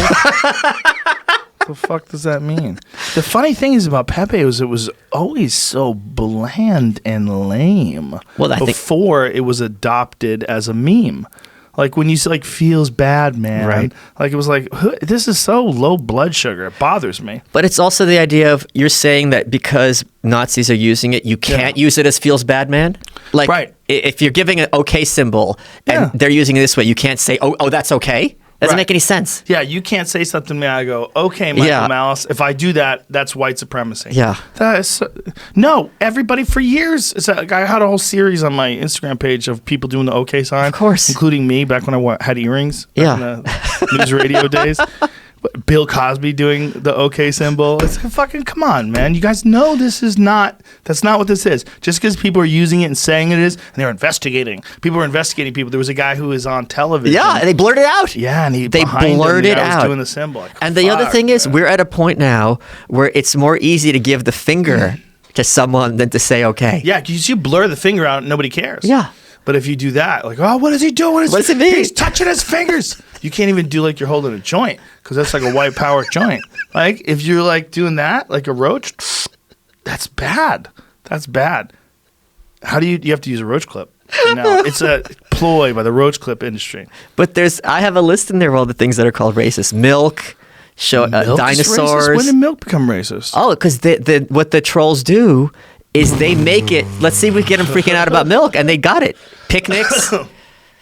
My favorite one the trolls did was the free bleeding movement. Oh my God. That's the greatest thing that people have ever accomplished. That they actually got women No, to think that's that not. they were... No. There's two things. You're confusing two things. What? The free bleeding was a woman who made it, but there was the pee on yourself. No, free bleeding was a 4chan troll. No, it was the girl running a race because she was actually smart about it. She said this is to create awareness toward women in third world countries who don't have access to sanitary pads. I was reading a whole article on the 4chan creating the free bleeding movement. Okay, I could be wrong. See if you could pull that up. I know there was a legitimate example of the free bleeding. Yeah, I think that was post them Post already them, putting okay. it up. They've done a few things But like that. they also had pee on yourself to fight rape. Oh, I heard about Because that that's one of the big arguments that to fight a rapist, if you're actually in that situation, pee on yourself, that'll turn him away. And it's like you shouldn't give people advice. It's like, listen, if she's actually getting assaulted, what should she do in that horrible circumstance? And then it's like pee on yourself to show your support for victims of sexual assault. Wasn't there a senator somewhere that actually said that if it's a legitimate rape, That's that in there. women Todd have- Aiken. Todd Aiken what was the fuck running. did he say? This is amazing. Todd Aiken was running for Senate in Missouri, and he's pro-life. And they asked him a very common question for pro-life people, what about if it's rape? And he goes, well, that's very rare. And he goes, but my understanding is if a woman is assaulted, the body has a way of shutting it down. Now, there's a book called Sperm Wars. And apparently, and I'm crazy scientist, don't get mad at me. Didn't work. That book's not legit. Is that true? No, it's been disputed. It's been debunked. Okay, then good. There's no evidence that sperm acts as anything other than sperm that attacks the egg and tries to get it pregnant. The claim in that book is that rape is more likely to result in pregnancy than regular intercourse. The point is, he got read out of town on a rail. And then Reza Aslan, who said on Twitter, you know what? I hope he gets raped. And if you take his comment out of context, it's very disturbing. Mm-hmm. And it's kind of disturbing in context. But Reza's response being like, this is a response to you being like, yeah, if you get raped, you're not going to get pregnant. And he got the new right went after him, Reza, and got him fired from CNN years later. Is that what he got fired from? He also called the president a shithead. Yeah. So they're like, they used that and they used the other tweet and they got rid of him. With free bleeding stuff has been online. There's an article I found from 2004. Oh, holy crap. So it's been online for a long time. But who started it? 4chan picked it up as a troll in 2014. Okay, so it started as a real thing. It's been a thing online for a long time on feminist blogs. In 2011, there's another thing. But when you find it in 2004, was it a troll? No, it was all about my vagina. Myvag.net. Yeah. I told you. Wait a minute. I knew. I'm glad I got this right. Yeah, I'm glad you got it right too. My vag. 4chan has too much power. Long. Myvag.net. Some lady's experience with her free bleeding. So she just lets her 15 years ago. Her twat bleed. Yeah. Sorry. It's okay, you got that one. The article was so fucking convincing. That's a problem, man. It's a problem, and that's what people that are arguing for deplatforming are saying when they're like for deplatforming anti-vaxxers or deplatforming flat earthers or anybody who's got information that's just not accurate in terms of the other thing is climate change. But hold on, that's a big one too. But my big answer is, you guys reported WMDs for a long time. And hundreds of thousands of people got killed because of this misinformation. So if that's going to be your standard, you're going to have to deplatform the New York Times as well. So it's a very double-edged sword when you start talking about if people give misinformation, they have to be banned from these social media sites. You need someone to be able to check the orthodox point of view, no matter what it is. That's true. I mean, there's no denying that. What are you saying, Jim? This is the poster. I didn't know this was about a poster. It's a fair use issue with the Pepe and Alex Jones InfoWars thing, because they put him on a poster, we're selling a poster, and like they're arguing it's fair use, and he's arguing it's not, blah, blah, blah. So interesting. It's not just because it's a meme or something. Yeah. There's the poster. Yeah. Who's that person behind Alex to the left of Alex? That's a good question. Know who most of these people are. I know who all of them. I don't know who that has like a cigarette in their hand or a test tube or a tampon. Who is that? What is that? Is that a blunt? What is that? Is that a Sharpie? I don't know. Is she writing something on Alex's back? Is that a dude or a guy? Who the fuck is that? Yeah, who is that? I know everybody else. Whatever. We could be here for days. Is that Diamond and Silk? Okay. I don't know. Who's that lady? I think that was Silk. Okay. Oh, no, it must be Diamond and Silk, the two of them. Who's Diamond and Silk? They're these two black ladies who are Trump's biggest fans, and they go on social media and they start ranting and raving. I've seen one. And one of them always drinks blue wine. Blue wine? Yeah. And it's like when you're so sick of his bullshit that you're just drinking literal Kool-Aid. It's blue. She's got a blue liquid. It's crazy. She's got a green one here. And she's a Trump supporter? What is going on there? It's racist. Well, wait a minute. Maybe she's drinking Kool-Aid. Like can't you get green Kool-Aid? No, I think it's wine. Put it in a wine glass? I think they have blue wine now. What? Look at the looks on her face. She always seems sad. I don't know which one's Diamond, which one's Silk. One's always really upset. The other one's just like, why am I here? It's a good move if you just want attention. If you don't really support Trump. It's just sitting there with your green wine. Yeah, just get super outrageous. See. And they testified in front of Congress. That's why I love this timeline. It's like, this is where we are. They testified in front of Congress about Facebook censoring people. Oh, my God. Because Facebook is censoring them? They said. Well, do you see what's going on with Alex Jones? If you write Alex Jones' name on Facebook, it says only you can see this post. Just his name. I do live streams a lot, right? And if the live stream was my thoughts on Alex Jones live stream, the second it's uploaded, it's demonetized. And then later has to get remonetized once they see it's okay. So the default setting is, that's the other thing. Of all of these people, Alex Jones is the worst one. Like you have actual full blown, we need another Holocaust types, and he's the villain. Yeah. Well, he's got a big platform. That's the idea. The idea is that he's got a big platform, so they have to shut him down. And here's the other lie. They're like, oh, blah, blah, blah, Sandy Hook. They're like, you weren't upset when the Sandy Hook shit happened. You're getting upset about him now, years later, because you're being whipped up into a froth by the corporate press about it. You weren't saying he should be deplatformed 7 years ago. When was it? Whenever Sandy Hook was. When it was something around then, right? Was it 5 years ago? Well, it becomes something that is a talking point, right? Right. Like that he needs to be deplatformed, and you either agree with it or you don't agree with it. And I think that's the case with almost. What is happening with our? Something happened up there. Oh, is it the Purge? No. Are we the Purge? No, there's Guys are here messing with it. Guys are here messing with electronics. Okay. No, there's no purge here. Yeah. Okay, good. Yeah, we have security. I would not do well in a Purge. You'll be fine, dude. Stay in this room. This room is bulletproof. Is it? Yeah. All right, good. Good to know. Yeah. You'll be all right, man. Okay, good. Are you worried about the purge? No. Are you worried about the apocalypse? No. Natural disasters? Not at all. Nothing? Solar flares. Taking out the grid. No. Nothing? I'm not. I mean, there's a Satellites going one down. of the best books. No more Sirius satellite radio. And this is my response to people on the far right. And I'm using that term accurately. There's a great book by Arthur Herman called The Idea of Decline in Western History. And he talks about, every 20 years, it's a different group on the left, on the right, and they're like, the world's going to end. And he brings the receipts, and it never ends up happening. Because people are smart, some, and we have a huge asymmetry in wanting to stay alive. So the idea that the last of apocalypse, probably the Black Plague, I would say, would be the last apocalypse. We've been doing so good so far. Do you know about the people that got the Black Plague? Excuse me, the people that got the Black Plague because they were eating marmot liver. Was that was it a liver or a kidney? No, I thought they thought it was the fleas from the rats. No. There's some. Oh, recently got the Black Plague. But it's just like the flu fleas now. from the rats. The last time that happened in the United States, I think, was in the 1920s, and that was in Los Angeles, actually. The last evidence of the Black Plague. Yeah. But you don't die from it anymore. Oh, you could definitely die from it. But they died in the 20s? I think they died in the 20s. Yeah. I thought it's still okay. Maybe. Well, the people died this year from the Black Plague. Oh shit! The people that ate the liver. Okay. Kidney, I think, right? Mongolian couple, raw marmot kidney. Yeah. Oh my god. Marmot. It's like a vole. Yeah. That's what we used to be 65 million years ago. Yeah. Some it's, weird it's little. in the mini museum. Fucking rodent, weird little rodent thing. Yeah. But yeah, these people ate it and wound up dying from the plague. What was the point? I had a point. About end the world. Are we worried about the apocalypse? Yeah, that idea that people have always worried about the end of the world and it never happens. Sure. That's like saying, I've always worried about dying, but I never have. I'm not going to die. I'm not going to die. I'm not going to be there. Die. You're going to die. But I'm not going to be there. How do you know? What do you mean? How do you know? You're not going to be there. But I mean, that's what dying means. Oh, you're not going to be there when you die, right. So you're not going to die. Right. I'm not going to experience You're either alive death. or you're not, so don't even worry about it. Because when it's over, you won't be here, so who cares?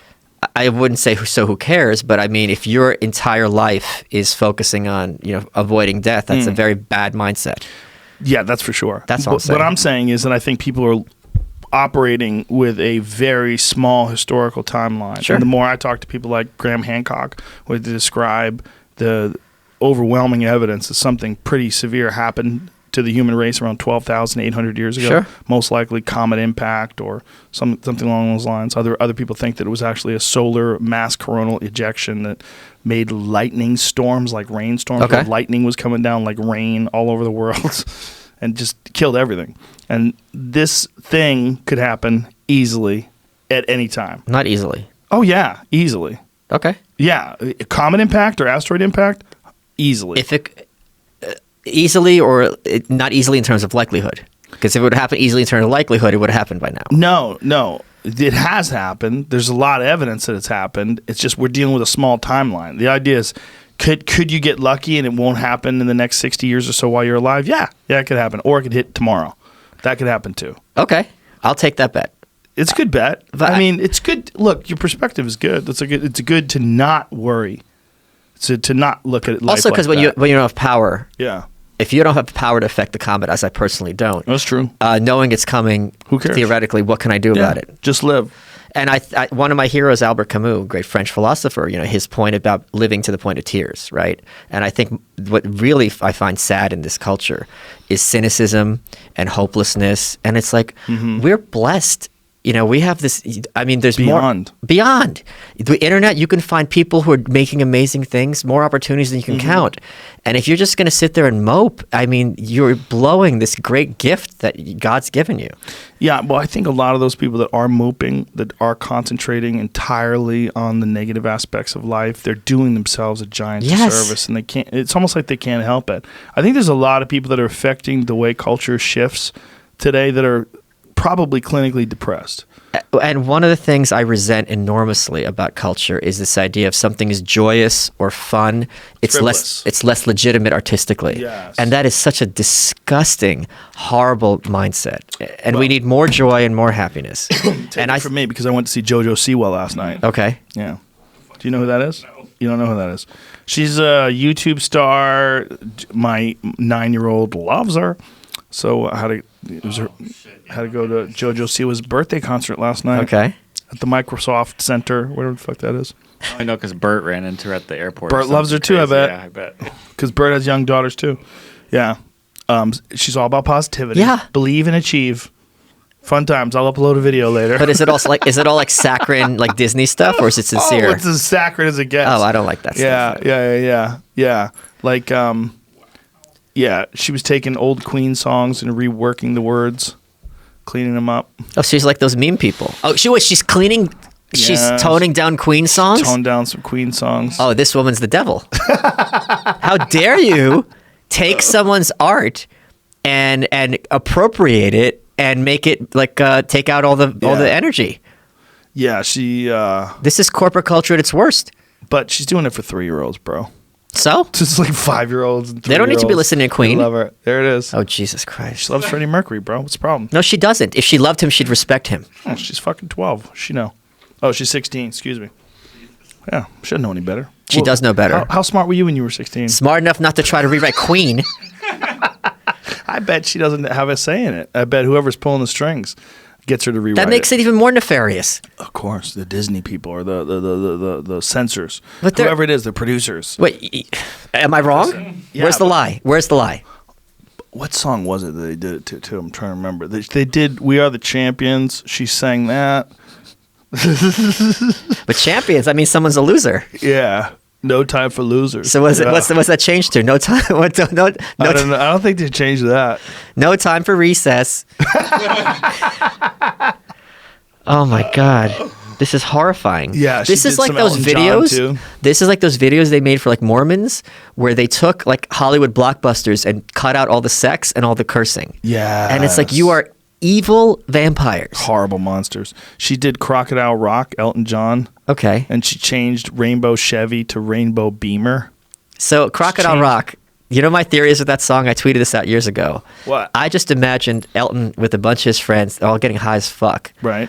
And they're like, all right, let's try to think of the most fucked up lyric.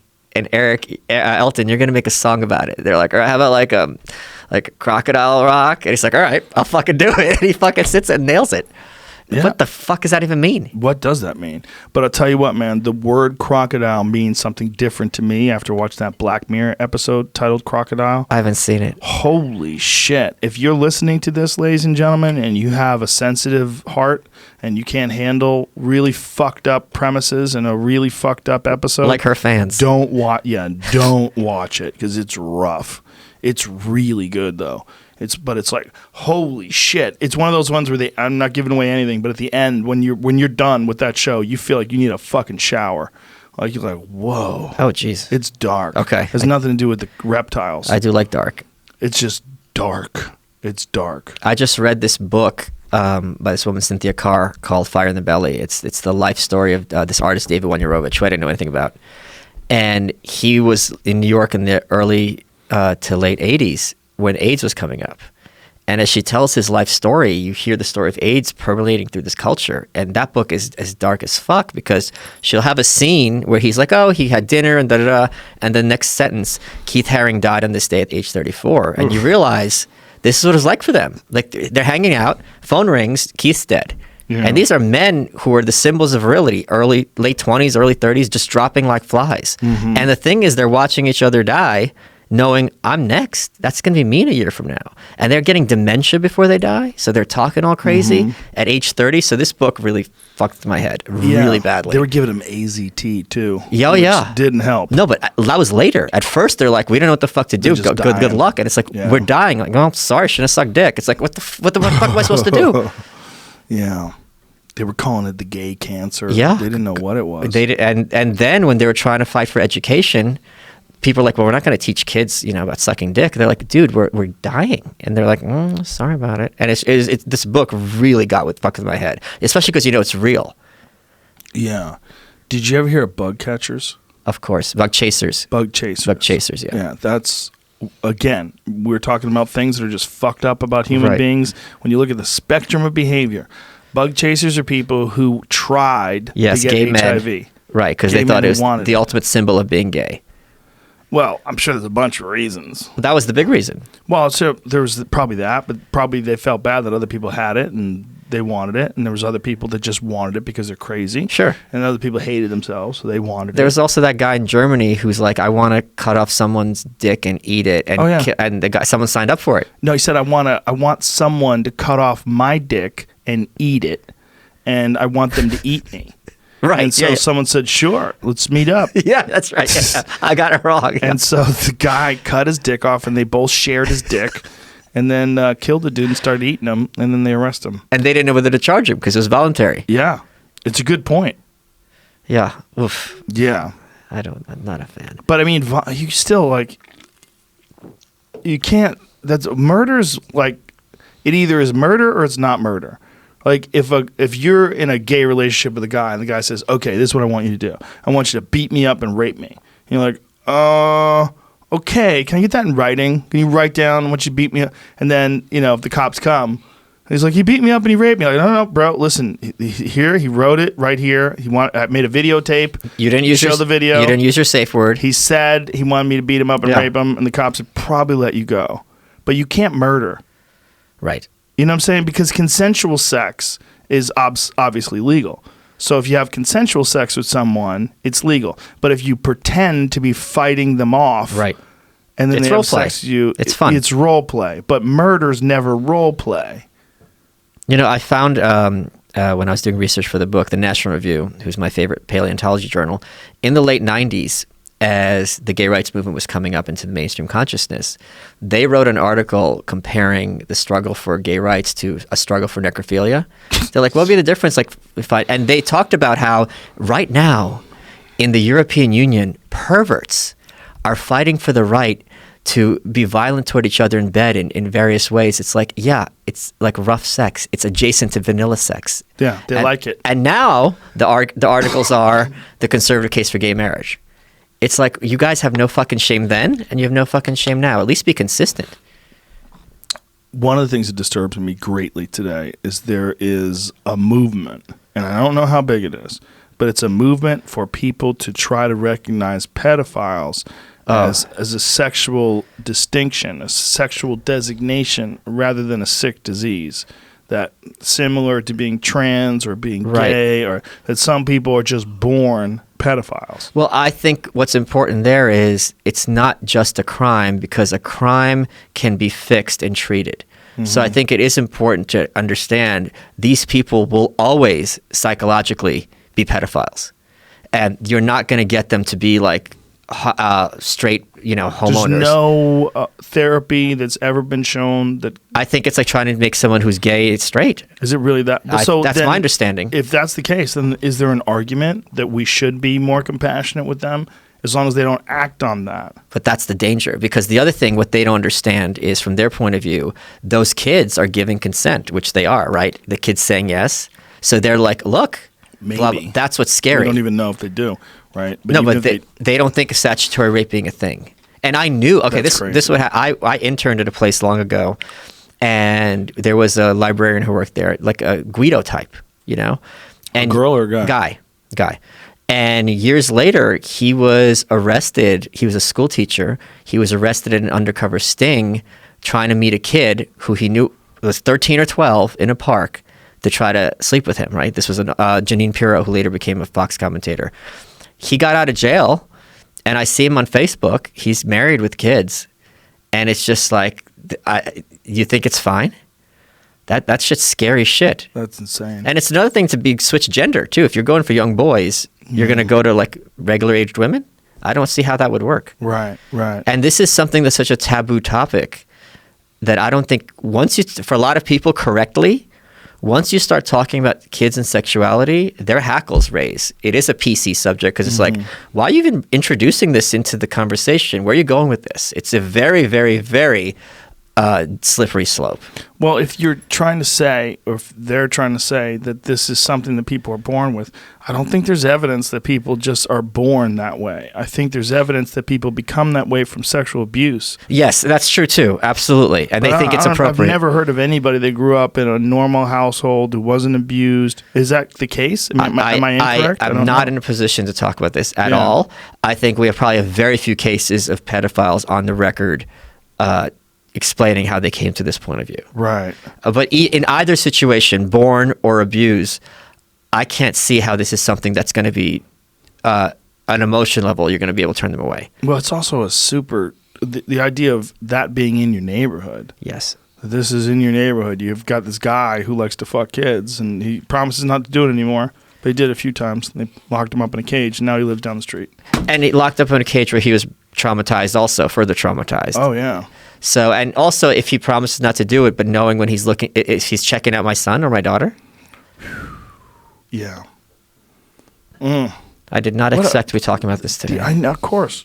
That's the That's the beauty of the Joe Rogan experience. That the human mind can be, that it'd be imprinted and you're abused when you're younger, that you go on to do that same thing that was horrifically done to you, that is a common thing that happens with children that get abused. It doesn't make sense to you? It does make sense. Because to me, it's like that way I'm not, I wasn't abused. I was enjoying it. Could be, right? You know, that way it takes away the trauma because it's like, oh, this is how I've always been. So it was okay. Nothing happened to me. And you don't have to deal with the trauma that way. Well, that's what Milo, and when he was talking about being sexually abused as a child, I think that's what he was kind of doing. Oh, yes. He was saying that I was the predator and I was going after the priest. I talk about that in the book because if it was anyone other than Milo, people would, because he was older. He wasn't like 12. He was like whatever, 18. 14? No, he was like, I think he was like, I don't remember how old he was. No, if he's 18, then it's fine. And it wasn't 18, but it wasn't 12. I think he was a teenager, but he's young. If it was somebody else, people would be talking about heteronormativity. Right? And it's historically not that weird for an older gay dude to get with a younger gay guy, especially when everyone was closeted, to kind of initiate them into the lifestyle. This was a thing. But it's Milo, now it's, oh my God, you want pedophilia, blah, blah, blah. It's like there's different standards for gay people than for straight people. And that's appropriate and acceptable. And people understand that in other contexts. Well, the problem is society, as the way we understand human beings and the way a person's brain works, when you're young, you shouldn't be allowed to make those decisions because sexually, in particular, you could get coerced. You can you can wind up doing something that you don't want to do. There can be straight guys that are 14 years old that get talked into having gay sex by a very charismatic 40-year-old man who gives them things. The idea is that this is a bad thing for the boy. It's a bad thing because you wouldn't want it to happen to a girl. Why would you want it happening to a boy? But I think it's a very different phenomenon for a 30-year-old man to sleep with a 30-year-old gay man to sleep with a 16-year-old gay man, as for a 30-year-old gay boy. Sure, as opposed to a 30-year-old gay straight man to sleep with a 16-year-old straight girl. I think you can make that argument that it is a little bit different. I still don't think it's okay. I'm not saying it's okay. I'm just saying it's clearly different. It's different. It's different. And especially if the boy is like very gay, very obviously gay, which, you know, everyone from high school remembers. Or if he's not a virgin. Gay. Right, that's true too. That first guy for that girl will fuck with her head for her life for many women. For him, it could be wasn't his first. Yep, that could be. That's a very big difference too. Yeah, you don't want to be that first guy. That's a lot of work. I don't even mean with gay. I mean with straight too. I don't think I ever had a virgin in my life. I've never had a virgin. Thank God. It's too much work. To be connected, to be like forever. I thought you meant physically it would be too much work. No. No, I mean, I should probably clarify. Yeah. I mean, being connected to that person, it's too significant. You want to be like the third guy. You don't want to be the first guy a girl has sex with. You were always my first, Michael. I'll never forget. I always thought that we were supposed to be together forever and ever because I believe in movies and fairy tales. And you were it. And I listened to the Queen songs with the nice lyrics. It didn't work. JoJo Siwa's concert, she explained how everything's like a movie.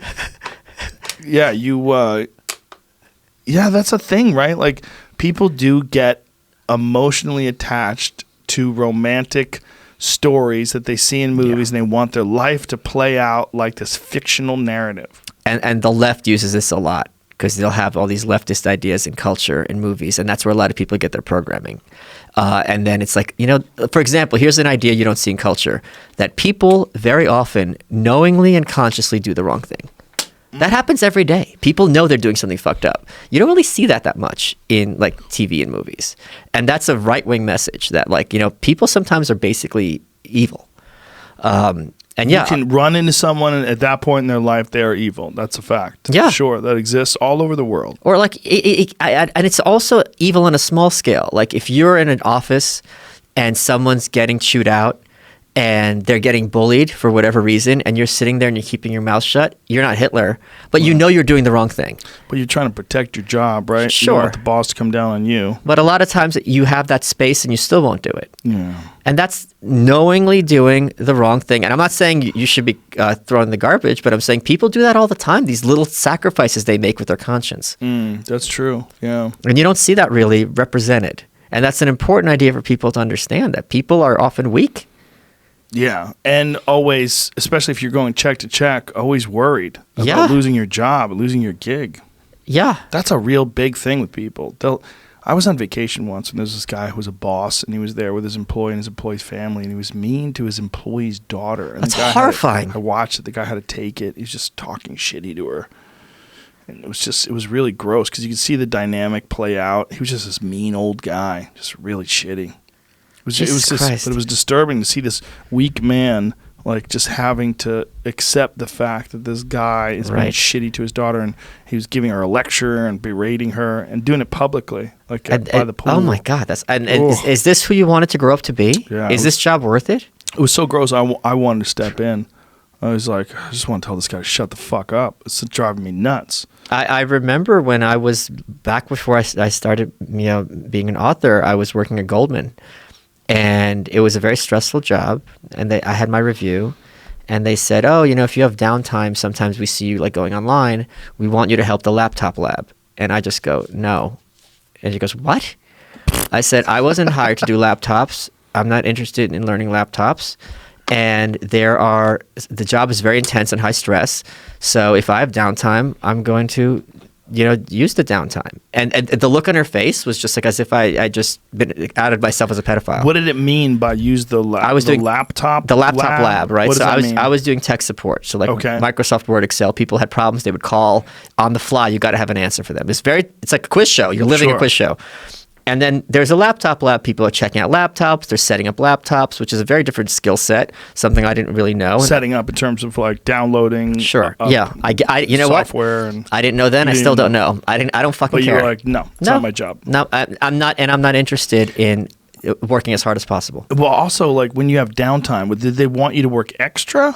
The point is, the phone rings or it doesn't ring. Right? That's your job. That's my job. My job's to get them off the phone as fast as possible because they're problem solved. So what they were saying was, while you were doing this other job and waiting for something to come up, we want you to keep you working with a specifically different job. Correct.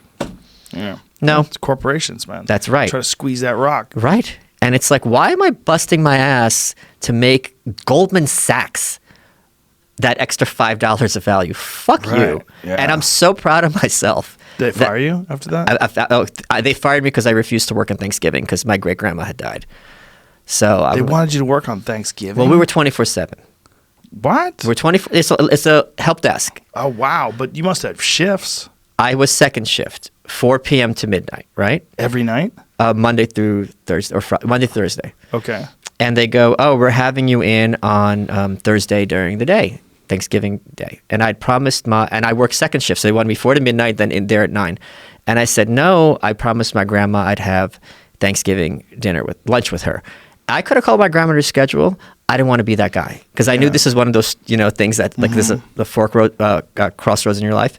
And they go, well, find someone else to cover your shift. And I asked everyone else had plans, and they go, well, we need you midnight, the next day for lunch. And I said, no.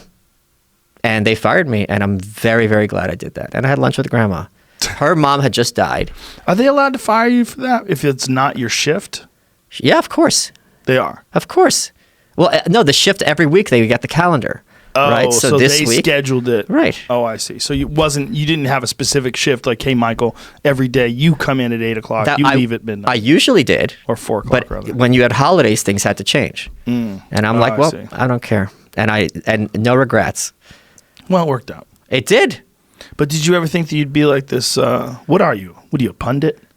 I'm a what am I? An author, media personality, I think's the word. You said troll, though, immediately. I went right to it. I caught myself. But you wanted to be a troll. Well, I don't like that. That's the first thing you think fun. of. It is fun. Like if someone says, like, what do you do? You're like, troll. I'm an author. No, actually, you know what I say? When people ask me what I do, I say, those obnoxious people who have a job giving their uninformed opinion? That's me. That's what I usually say. Interesting. Yeah. Isn't that funny that that's a job? All you have to do is be kind of entertaining and have an interesting way of looking at things. It's great. This is what I'm talking about, being blessed. And I don't take it for granted. And the fact that people pay my rent because of my sick burns on Twitter, on Patreon. Sick burn. I love my sick burns. And you used to be a Microsoft help representative for Goldman Sachs. Was it Microsoft, just Microsoft? Or yeah, all the Microsoft products, Yeah. Do you use Windows? I do. Do you? Yeah. You don't use Apple? I don't. You seem like a guy. You seem like a guy who uses an Android phone, too. I have an Android phone. Aha. I You're do. a little bit of a contrarian. I have a little bit. Yeah. Do you like Windows because the people that use Macs are just like following the sheep herd? I use Windows because that's what I was professional on, so I haven't changed in all this time. But the only thing that bugs me about Windows is I have to constantly be updating shit. You turn that shit off. You have to turn that shit off. Why? Because Don't you want to update? Sometimes it's crashed my computer. Oh, when it updates? Yeah, so I'm not rolling that fear of the computer restarting. So how often do you update your software? Never. But what if they fix like vulnerabilities? What, they're gonna invent new words? It's fine. It's fine that they get the squiggly line when I write the word meme. Well, what I worry about is like vulnerabilities to the system. I have everything backed up in 3 places. Oh. I'm a crazy person like that. Okay, so you're ready to rock. And do you run do you run a VPN? No. No. Ooh, and I'm pirating that shit too. Ooh, would you? Why would you say that on the air? I don't know. Oh shit! I'm gonna get swatted now. Come and get you. I'm gonna get swatted. You're a pirate. They're gonna fucking sink your ship. Hey. Me and Madonna with the eye patches. Our musket. Shit, Madonna has an eye patch. Yeah, you didn't see that new thing? See, I think it's a fashion thing, but it could be a glaucoma thing. What? She's got an eye patch. Yeah. Maybe she's just a fan of Slick Rick. Do you know my favorite comedian, Neil Hamburger? Yeah, sure. I love Neil. He's my absolute favorite comedian. It's hilarious. And one of his jokes is, what do you call a senior citizen who can't help but expose their genitalia in public? Madonna. And he says it all sad. Oh, Madonna. He's got such a weird act. He's so funny. Oh, he's the best. Yeah, it's such a strange act. Well, he's just basically like Tony Clifton. Yeah. As a stand-up. But better. Better Much material. Better. Yeah. Much better material. Yeah. And better presentation, I talk about Kaufman in the book because he's the first troll. Andy Kaufman was the first troll. Sure. Yeah, I would agree. And there's this he had this character, Tony Clifton, people don't know, who's this like angry lounge singer. And Tony did this bit he would perform, I think it was in Atlantic City, and he'd say, hey, my wife died. Whenever I look at my daughter, Stephanie's eyes, I see her. So Stephanie come out here and do a song, sits on his lap, they sing, her voice cracks, he smacks her across the face, he goes, oh, you're fucking it up. The audience is booing, goes, don't boo, you're just going to make her cry more. And it wasn't even a kid, it's an actress. You know what I mean? Of course, but that was just beautiful trolling. Yeah. Well, Kaufman used to go on stage and sing the Mighty Mouse theme song. But like just the Mighty Mouse part, yeah. Here I come to save the day. He did the special, and I think it was ABC refused to air for 2 years. And one of the parts, it was like Pee-wee's Playhouse, Pee-wee's Playhouse. He had a girl from Sound of Music, and she's like, oh, she's starting to, restart her career. He called it Has-Been Corner. And she comes out, he goes, so at what point did you realize you weren't going to make it in show business? I mean, it's just, and she's in on it. Right. But it's just, you're sitting there, you're like, oh my God. Even if you're in on it, it's got to sting. And she's it's like, actually real. I'm trying to restart my career. He goes, well, I don't think it's going to happen for you, but good luck. And you're just like, oh my God. Well, how about when he was wrestling women? That was, I think, a sexual thing. But yeah, I'm sure. Yeah. But it was also trolling. Is It it? was like, yeah. He was screaming and yelling at Oh, them. that's that part. But But I didn't. That I'm not a fan of. Dude, the fucking people at the wrestling arenas, course. they wanted to kill him. Yeah. They wanted to fucking kill him. They thought it was real. I got Dolph Ziggler coming up on my show tomorrow, and he's like, he came out once dressed as the Undertaker, and the audience, when he pulls off the head, we're like booing. Goes, oh, you thought it was really going to be him? You only see him once a year. So he fucking comes dressed as other wrestlers just to troll the audience. I love that shit. Well, when you got to think also, when Kaufman was doing this, there was real discussion as to whether or not wrestling was real. Yeah. This is a different time. Yeah. It's amazing. You could look back at these arguments that people are like, oh, yeah, it's totally fucking real. No, he was taking... Do you know what's really, though, what's fascinating, though, because with the rise of MMA, yeah, I just saw like the WWE at Madison Square Garden. We know what the dynamics of fighting looks like, right? But the wrestlers, it's still the same motions. It's like, we know that if you hit someone here, how they actually react, because we've seen it thousands of times for real. Yes. But you guys are still like, if someone punches you in the neck, you're not going to be passed out on the floor. It was also like some wrestlers got upset because I was explaining that a figure 4 leg lock doesn't work.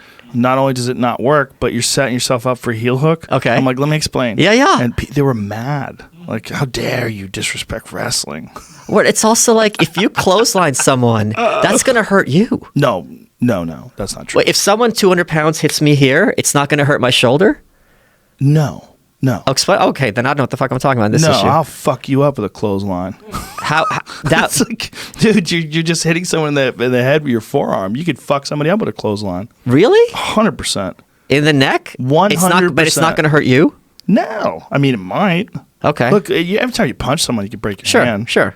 But no, you could clothesline someone. That shit's totally legit. Okay, Not only that, people get KO'd from that all the time. It's like a leg. Like if you kick someone in the neck, right? Like if someone gets neck kicked, they go out. Bang! Sure. A lot of times. You could do that with your arm. Same thing. Same motion. Your shin is stronger for sure than your forearm, but especially this way. See, there's two bones, right? There's the ulnar and what's the tibia, fibia? No, that's your leg. Okay. I don't know. Tibia is, I broke the fibula, the smaller one, or the tibia. Which one? I broke the little one. Which one's the big one? Which one's your shin? Your femur's the top, and then I think it's the tibia and the fibula. I think it's the fibula I broke.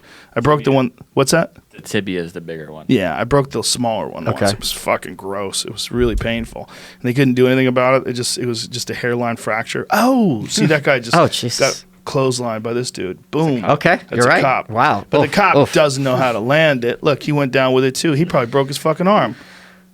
That's how you get fucked up. That cop broke his arm. See? That cop's barely using his arm. Oof. It definitely works out. Okay. Yeah, like in the UFC. Well, the thing is, like, my point was, I think where's the big bone? Where's the little bone? I think in the front. This happens all the time. Guys get kicked and this bone breaks. Well, actually, sometimes both of the bones break. But with a spinning back fist, when they're landing it, a lot of times they're landing it with their forearm.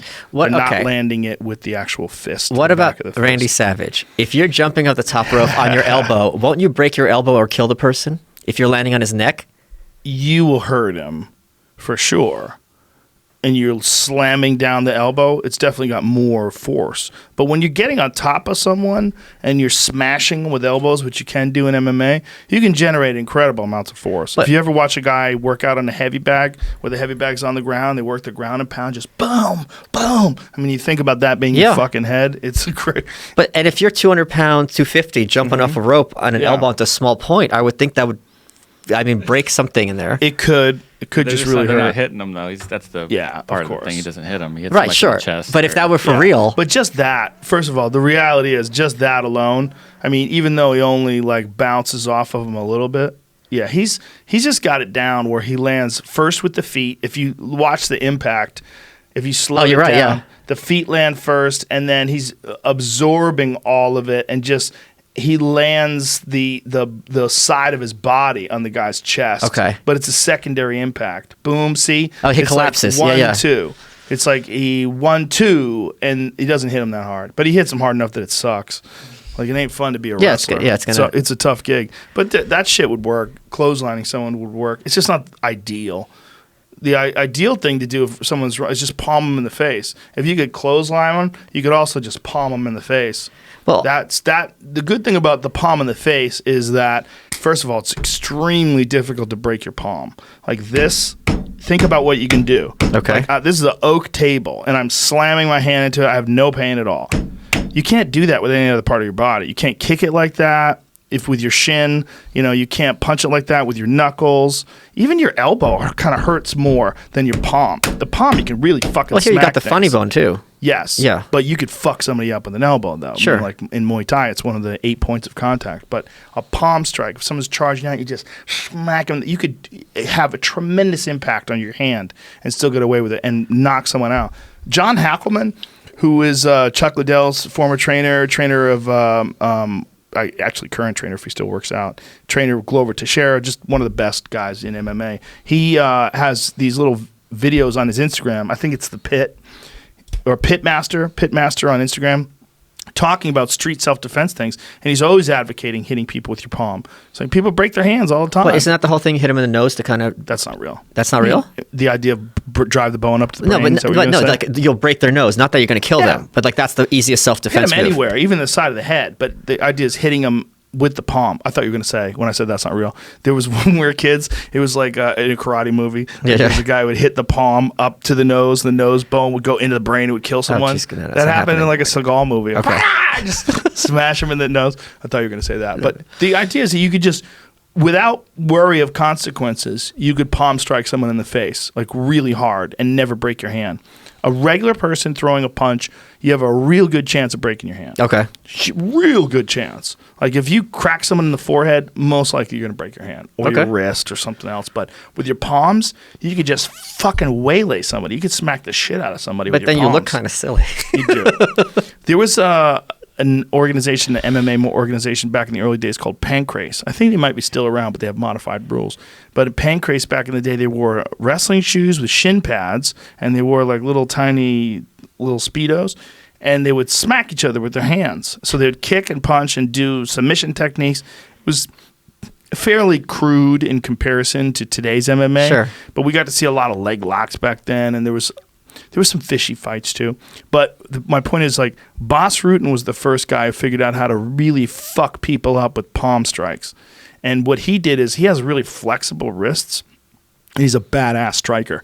So he learned how to pull his hands way back, and he would just throw them like punches. He would just do the same motions that he would do with a punch, but just smash guys with his palms.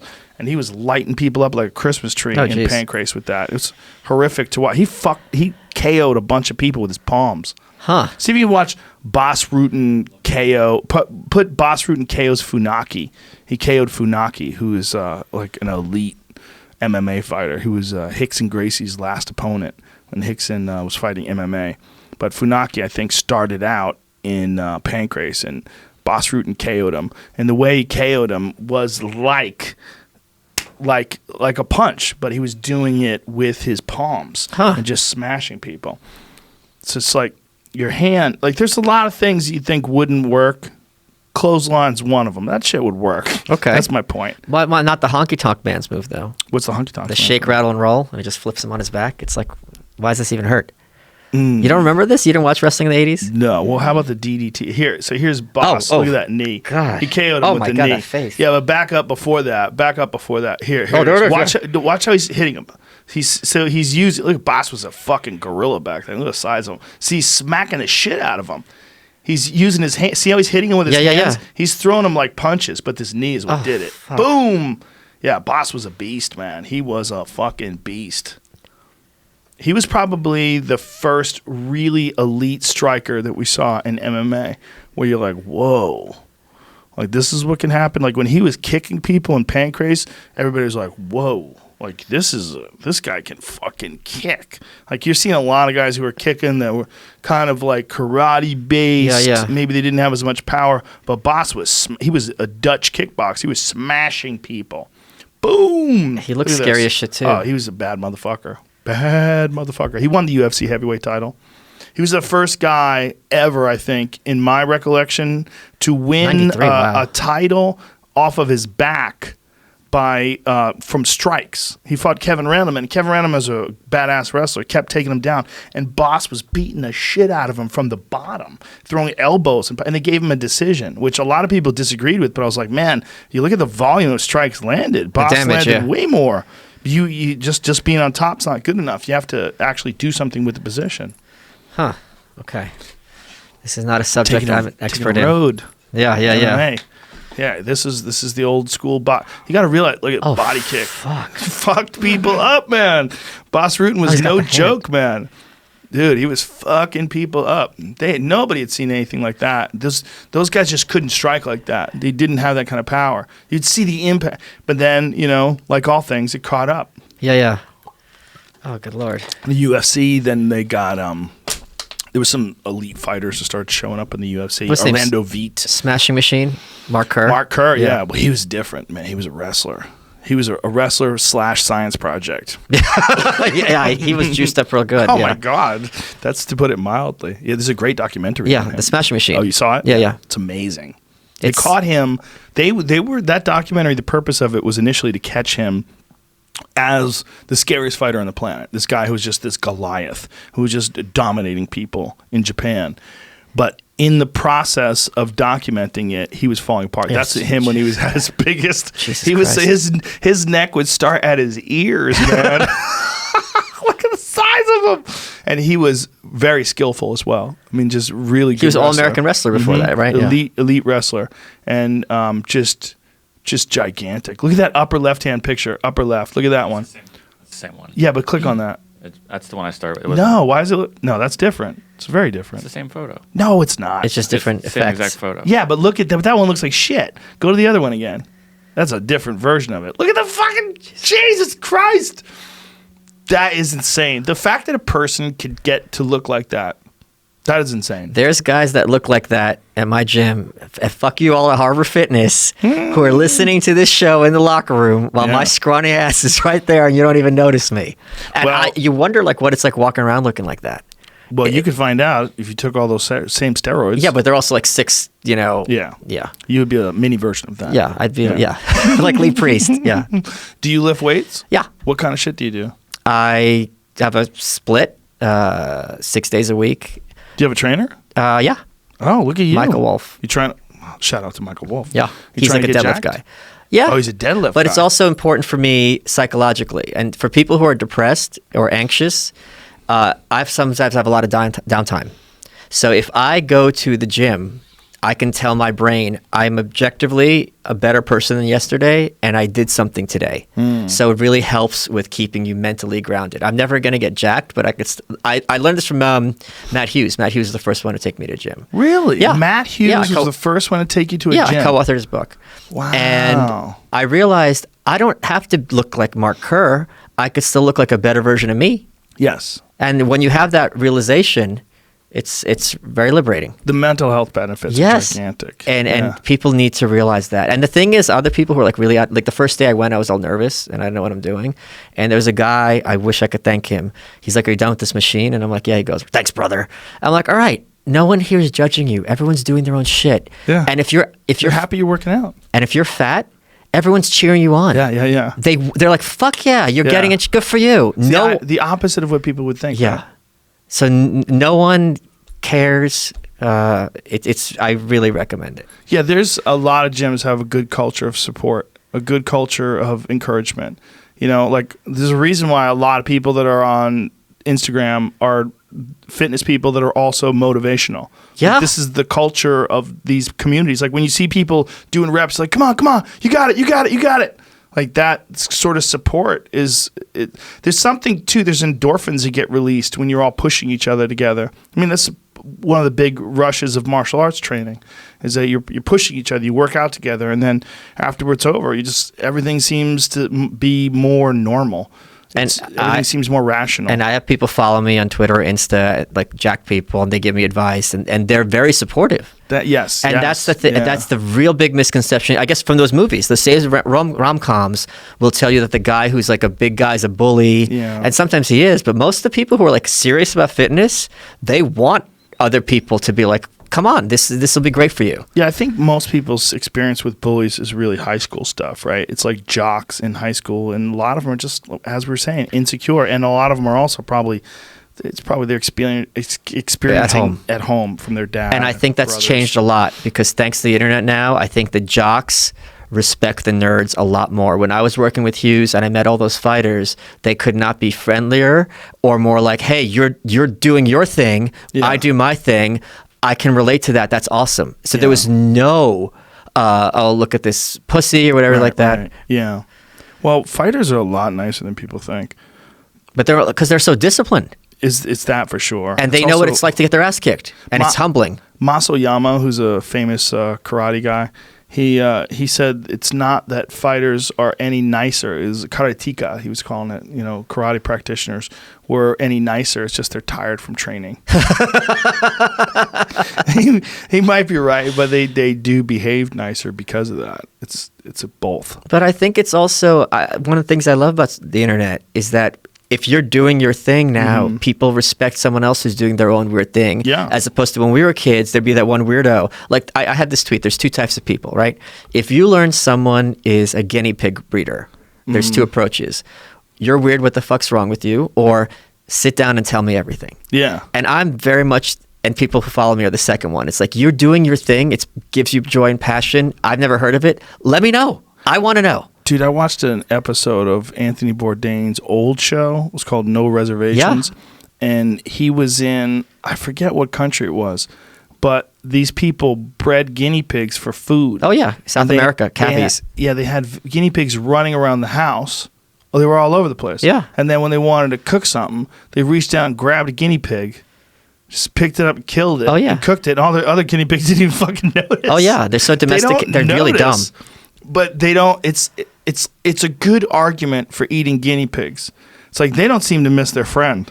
I just got someone just PayPal'd me a contribution, $300, Adam, and he says, "Go out to dinner or buy something stupid." So you bought a guinea pig? Hold on, no better. If someone says this is for stupid things, I'm like, all right, it's an order. It's your money. Okay. So I bought some stupid things. I'm gonna give you some money. Tell you to buy something stupid. I got this, and I'm like, elephant is unethical. They recognize themselves in the mirror. They have a social structure. This is giraffe. It's stupid. I got a giraffe leather wallet. Let me see that. Here you go. Wow. But it's nice and it's stupid. Giraffes are so nice. They're dumb. They're like cows. Are they dumb, they're dumb, or are they just docile? No, they're dumb. They're dumb. Are you sure? I'm positive. To run scientific tests on. My friend's parents each own a zoo, and I've gone with him to different zoos. Giraffes are very dumb. But they're so peaceful that they let little kids feed them at the zoo. That's one of the only animals where they let people feed them. That's true. And they just reach out with their tongue. Like, I'll never forget that. My daughter was like 2, taking her to the zoo, and her giggling and laughing when they're amazing. The big crazy tongue comes out and grabs the lettuce. They can clean their ears with their tongue. Boom. Yeah. That was a joke that I used to have about how they're the only animal that I could point to that's a wild animal that doesn't seem to have any problem with domestication. Yeah. When they're at the zoo, they're like, another day with no lions, and just strolling around. Did you ever see that? To eat them. That Blue Planet where the lions are trying to kill the giraffe in the desert, and he's just kicking him in the face? Dude, they kick them and break their fucking jaws. They're no joke. It's really dangerous for lions when they fuck with zebras or giraffes. Zebras as well. But whenever they fuck with any animal with hooves, I mean, that's probably one of the reasons why they have hooves. It's like a weapon, same like they have antlers. I mean, it certainly helps them traverse difficult terrain and helps them run and protects their feet. Where do you draw the line when it comes to like leather or different animals? It's a good question.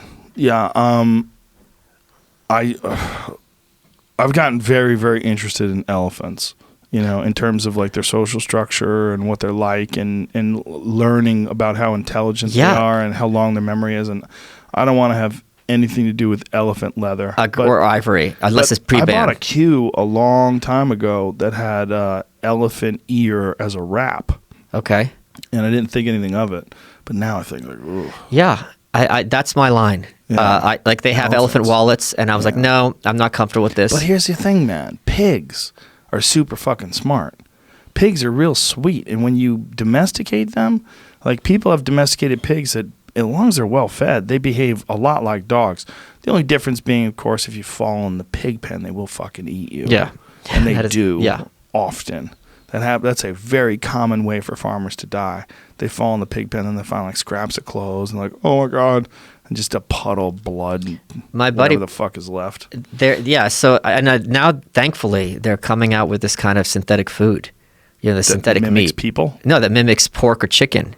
And it's not mimicking; it's actual chicken cells or pork cells or whatever. Yes. And that's going to be a great day. Yeah, that brings me to the Beyond Burger that people keep. Google this because I want to make sure this is true. Because someone sent me this, and I didn't have the time to check.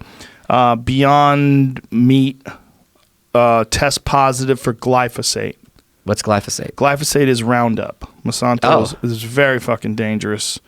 They're trying to pretend it's not, but meanwhile they're dishing out fucking lawsuits. When one couple got, was it $2 billion? They got a $2 billion ruling against Monsanto. Another guy got $5 million. But it's $2 billion because they got cancer from being pesticides. I'm like, give me I'll drink that shit for $2 billion. They got a good lawyer is what they got. Yeah. They're probably going to lose. And I mean, that seems like a lot of money. Yeah, of course. But I was reading that it's a meat-based, a non-meat-based burger that's supposed to taste pretty similar to meat. I haven't had one. No, but what I'm saying is now they figured out how to take cells and replicate them. It actually is meat. No, right. But it's ethically because no animal's being killed. Right. Which is the ideal. I just wonder if it's dangerous for you. But this glyphosate thing, I need to find out if this is correct. That's the only reason why I brought it up. I just remembered.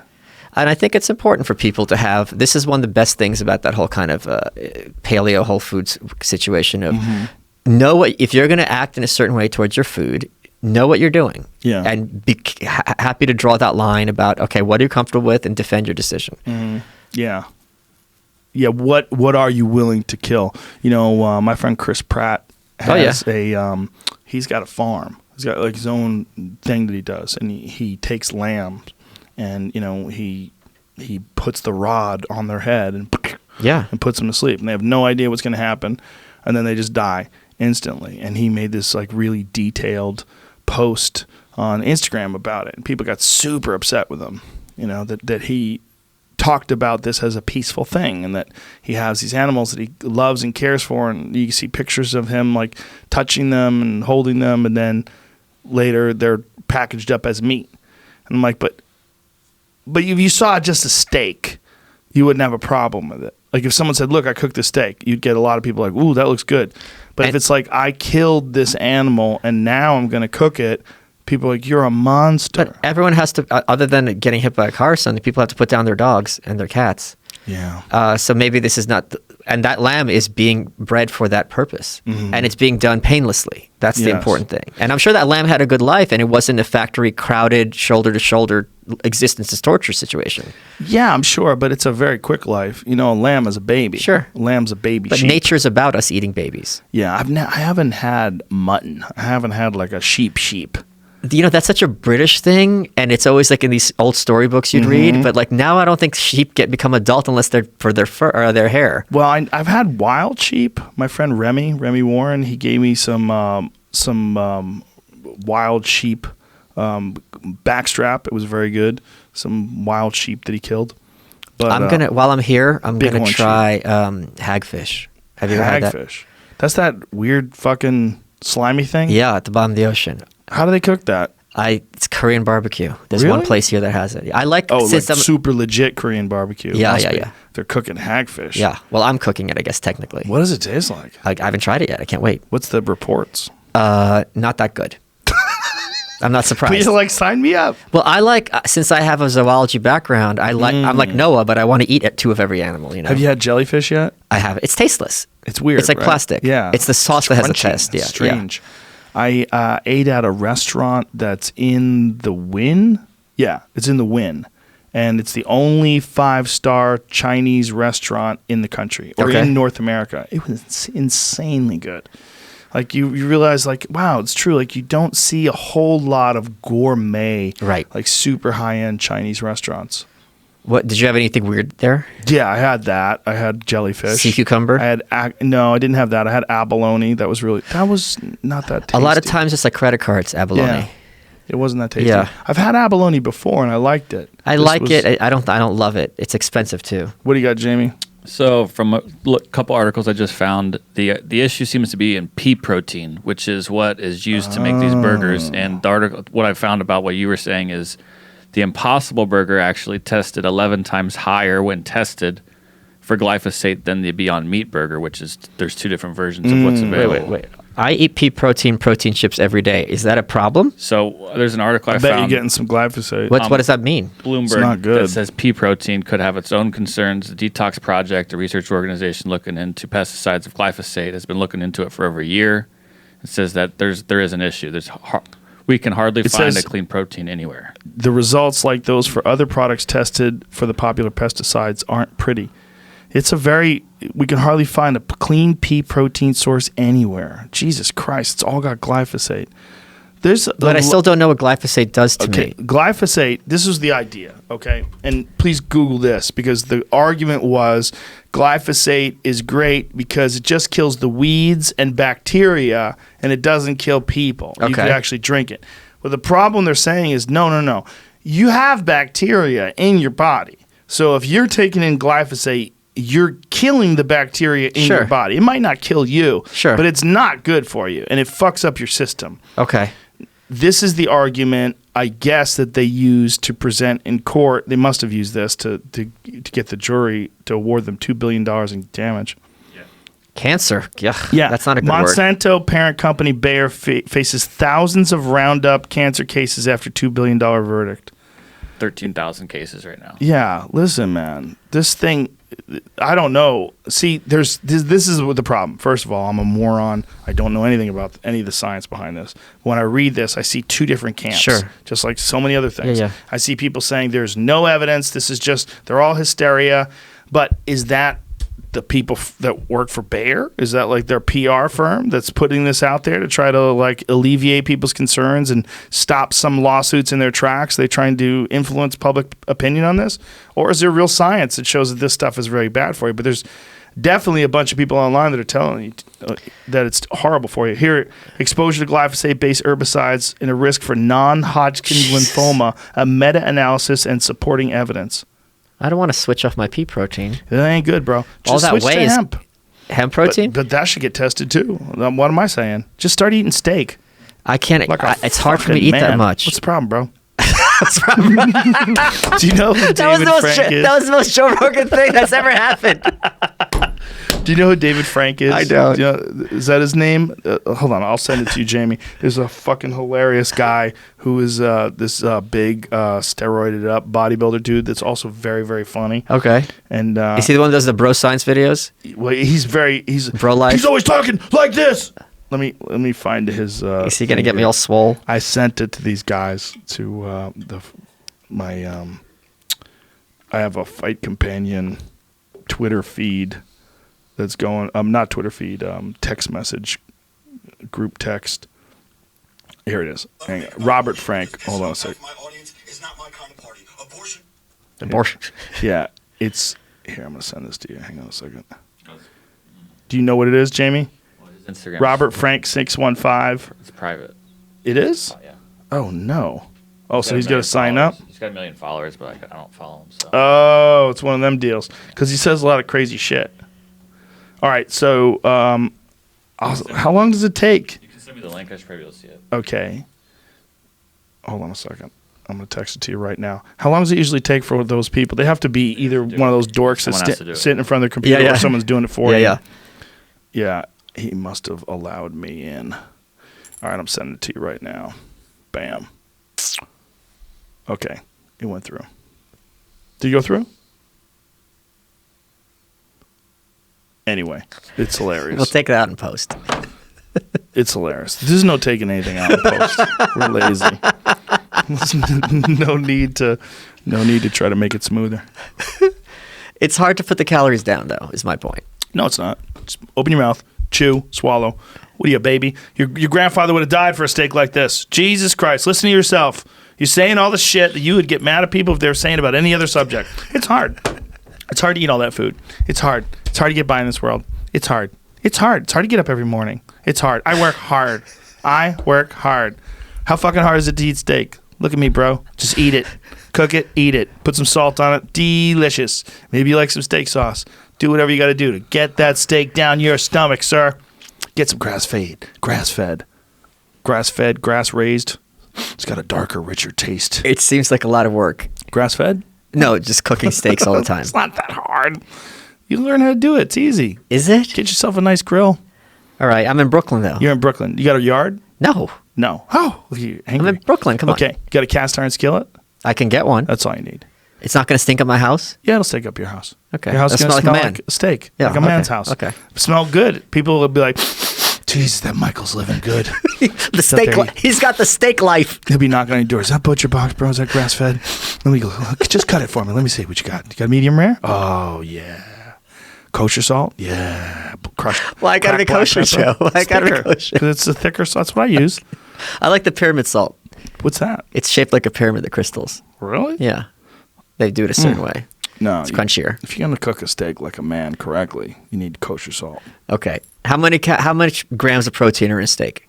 A lot. That's all you need to know. Just shove it down your fucking mouth.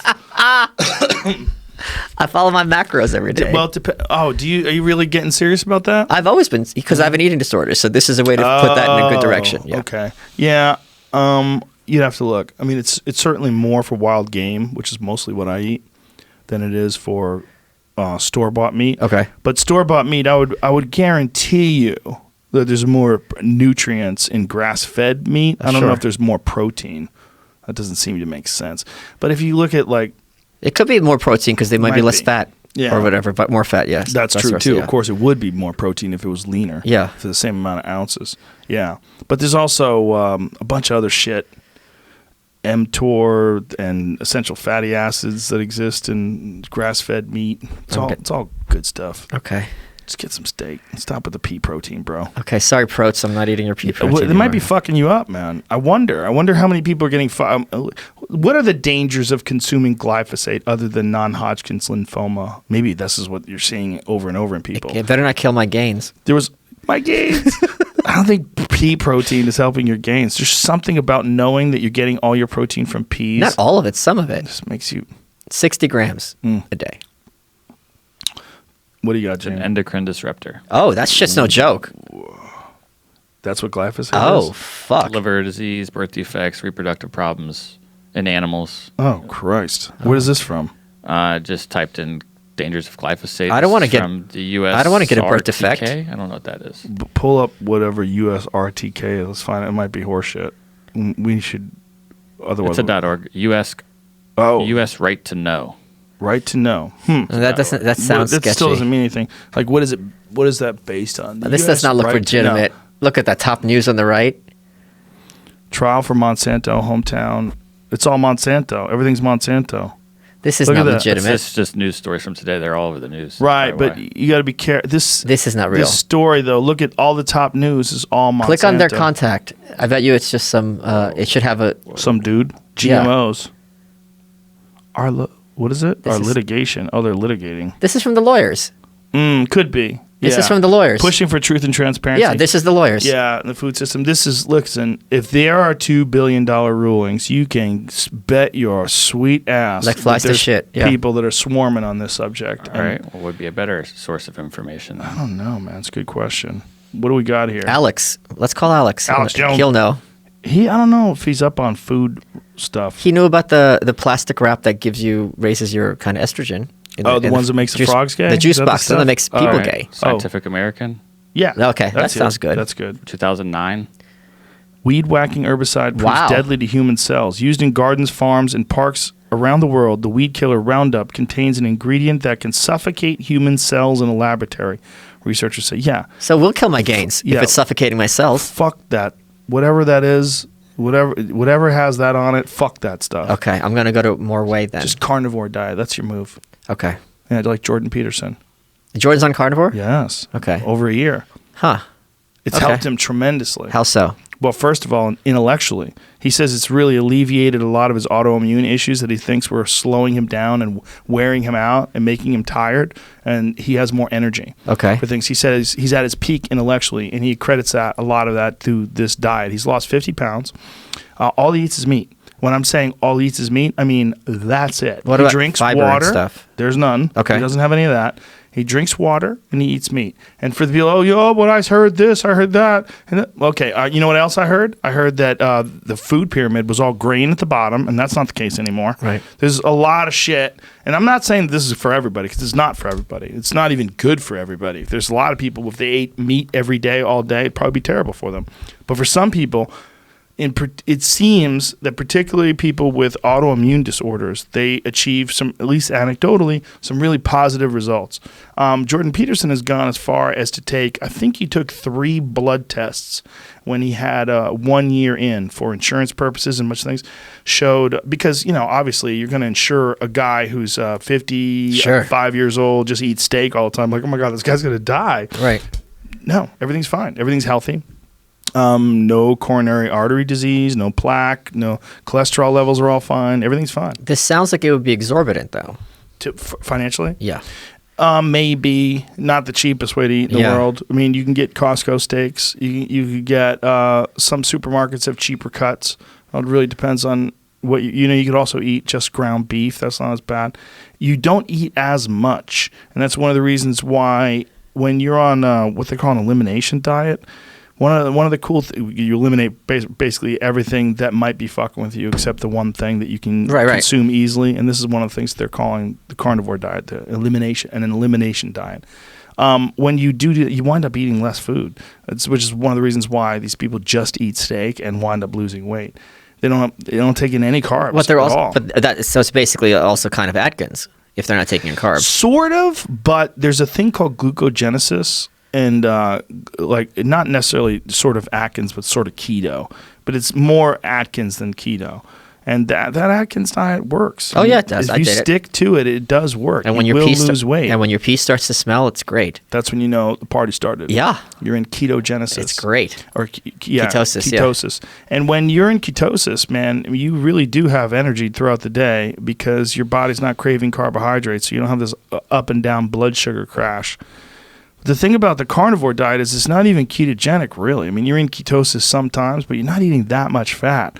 You're just eating a lot of meat, and a lot of it with fat, some of it without fat. I thought ketosis was when you have no carbs. It's not a function of fat. No, here's why. Okay. Because when your body eats a lot of steak and you don't have any carbohydrates, your body does something called glucogenesis, where it'll convert steak into glucose.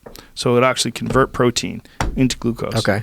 And it'll actually knock you out of ketosis if you take in too much protein and not enough fat. Okay. So it's got to be a proportion. Ketosis is, I think, somewhere in the 80% range. If you should be consuming like 80% of your calories from fats. You'd be kind of amazed, and actually can fuck with some people's gains if they don't think they're getting enough protein because they're getting a lot of fat and a smaller amount of protein, like less grams of protein. Might not be ideal in terms of like physical performance for athletes, they think. But when you do that and you just eat steak, your body says, all right, this asshole doesn't want to eat apples. We have to figure out how to get our carbs. Yeah. And we have to figure out how to get our sugar. So we're just going to get it through the steak. Huh. Okay. Yeah. It's a weird thing. It's like some people are unaware of that, but your body literally it turns protein into like a glucose substitute. Or glucose. It's glucogenesis. Yeah, you can do it. I've done it for several days. I've never done it for long periods of time, but I wanted to try it when they were doing National Carnivore Month. A lot of these knuckleheads. People are so into it. Carnivore diet is a lot like the vegan diet. Is they can't shut the fuck up about being a carnivore. My buddy Michael Goldstein, who's the first person I know who's about Bitcoin, Bitcoin. Same thing with carnivore. Carnivore. Yeah. It's like, all right. So I tried it for a couple of weeks. I think I went from like close to 2 weeks. And after a while, I was like, Jesus Christ, I just want to eat regular foods. I'm not joking. I would think it would be a problem with getting it stuck in your teeth all the time. No, you just brush your teeth. What are you, disgusting? What's wrong with you? You don't have a toothpick at home? Excuse me. I have every flavor of Marvis on my shelf right What is now. Marvis? Oh, interesting. Now who doesn't know about tooth care? What's Marvis? Marvis? Is the Italian toothpaste brand. It looks really cool. Although the flavors are subpar. The point is, brushing your teeth is not going to get it not stuck in between your teeth. That's not going to help. Flossing. Yeah, you're going to be Yeah. after flossing all the time. No. Or just bite off bigger chunks like a man. Just swallow it. Can I Stop tell? all this chewing. Can I tell you a story about this? This just happened to me. Yes. And this is when I realized that most people, there's no mind there. I am at a buffet. I'm eating steak. I was eating steak. Congratulations. It gets stuck in my throat. I'm like, all right, it's just too big a piece. I'll just wash it down. It's not going anywhere. And I realize I'm choking. And it was a very scary situation in the sense that mentally I knew there is a % chance that I'm going to die. Did you try to throw up? Hold on. Let me tell the story, I'm sorry, Joe I'm sorry, Rogan. I'm sorry. So I'm sitting there. I'm like, holy shit, I'm choking. And I'm like, all right. I was calm, but I'm like, your life is currently in danger. And there's 3 people at the next table, 2 women in their 50s, a guy in their 60s. I go up to them, and I'm like, I know what to do because I was at school. And I go to them, and I go, I'm choking. And I did the hand motion. And I make eye contact with each of them. No affect on their face. And I'm like, at the very least, you have a crazy person coming up to your table doing a neck motion. Were you in New York? Yeah. That's the problem. I People are desensitized. I did this to myself, and it shot out. Oh, and then I God. go to. How'd you do it to yourself? Show me how. I just did this.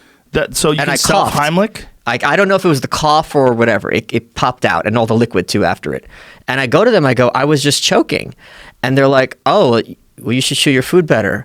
I'm like, someone was just Who the choking. fuck said that to you? One of the ladies. Should get that lady's name. She doesn't have should a name dox her. because there's not a human being there. Oh. There's no mind. And I'm like, holy shit. If I saw this happen and I didn't help, I would be like, oh my God, holy shit, are you okay? It was like, oh, you should chew your food. What You're a not a bitch. soul. How old was this lady? In her 50s. Somebody probably just treated her bad, man. Not bad enough. Bad relationships. And It was scary. no more sex, The reaction no was more scarier love. than the choking. Yeah, I would imagine. Well, I think that's a really common thing with big cities. That sort of there's a diffusion of responsibility when there's so many people. There's so many. You don't feel responsible for this guy with his hands on his neck saying, I'm coughing. Like, somebody else, somebody handle this. I got to go to work. I would be fine if they had shrugged and been like, yeah, whatever, in a sense. But there was no reaction. She's probably so jaded. So whoever you are, lady, I hope bad things happen to you. Fuck you. Yeah, I hope you go back in time and you have a better daddy and a better mommy and better friends. Yeah. And you grow up to be a nice person. And yeah. In her 50s, maybe she could be a yoga teacher. She could have saved super someone's kind. life She in could her have mind saved and your be like, life. I saved someone's life today. I can go to heaven. Yeah, maybe she thought you were nuts and you're just trolling her. But if I was nuts, you would think they'd pull back and be like, holy shit, there's a crazy person at our table. Maybe it's because of your troll-like ways. This is a lesson the universe has sent your way. You're the boy who cried wolf. No. The lesson is you're invincible and nothing bad will ever happen to you. Ever. Oh, because you survived it. I survived it. Oh. Do you know how to do that to someone else, though? If someone was choking, do you know how to give a Heimlich? I think I do. We all think we do, right? Right, that's the thing. But it's like you have to get it right here, like right where the rib cage, the sternum, and you push up. I think people get their ribs broken all the time Yeah, doing that, they're too. supposed to. Yeah. You're supposed to do as hard as you can. Oh, you don't want that. Well, the alternative, Imagine Matt Hughes doing that to you as hard as you can. that would be very painful. Crack, crack, crack, crack, crack.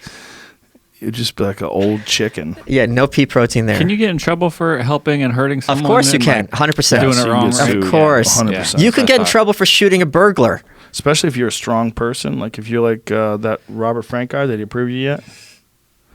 No? Oh, Check. I was Keep looking on checking. his Twitter account. I couldn't Keep tell what the checking. video was. He might have it on Twitter. Yeah, maybe. It's yeah, I bet he does, right? Well, but isn't he like he's I don't know what the topic was because he had a couple videos up, but it could have been. This is what it looks Let me like. see what it looks I'll like. show it to you. Oh.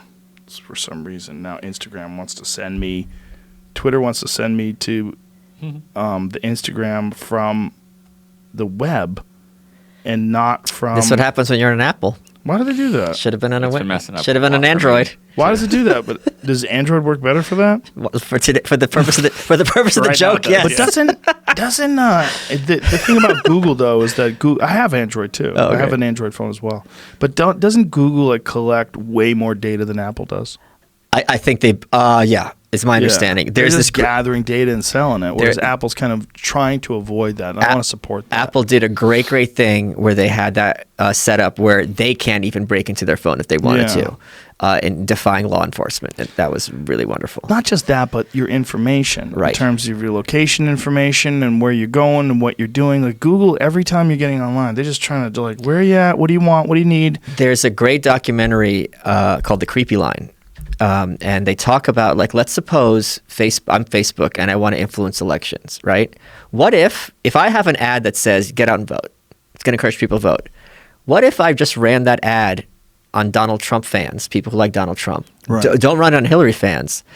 That would sway the election and no one would know. So what they do with this information is very quiet.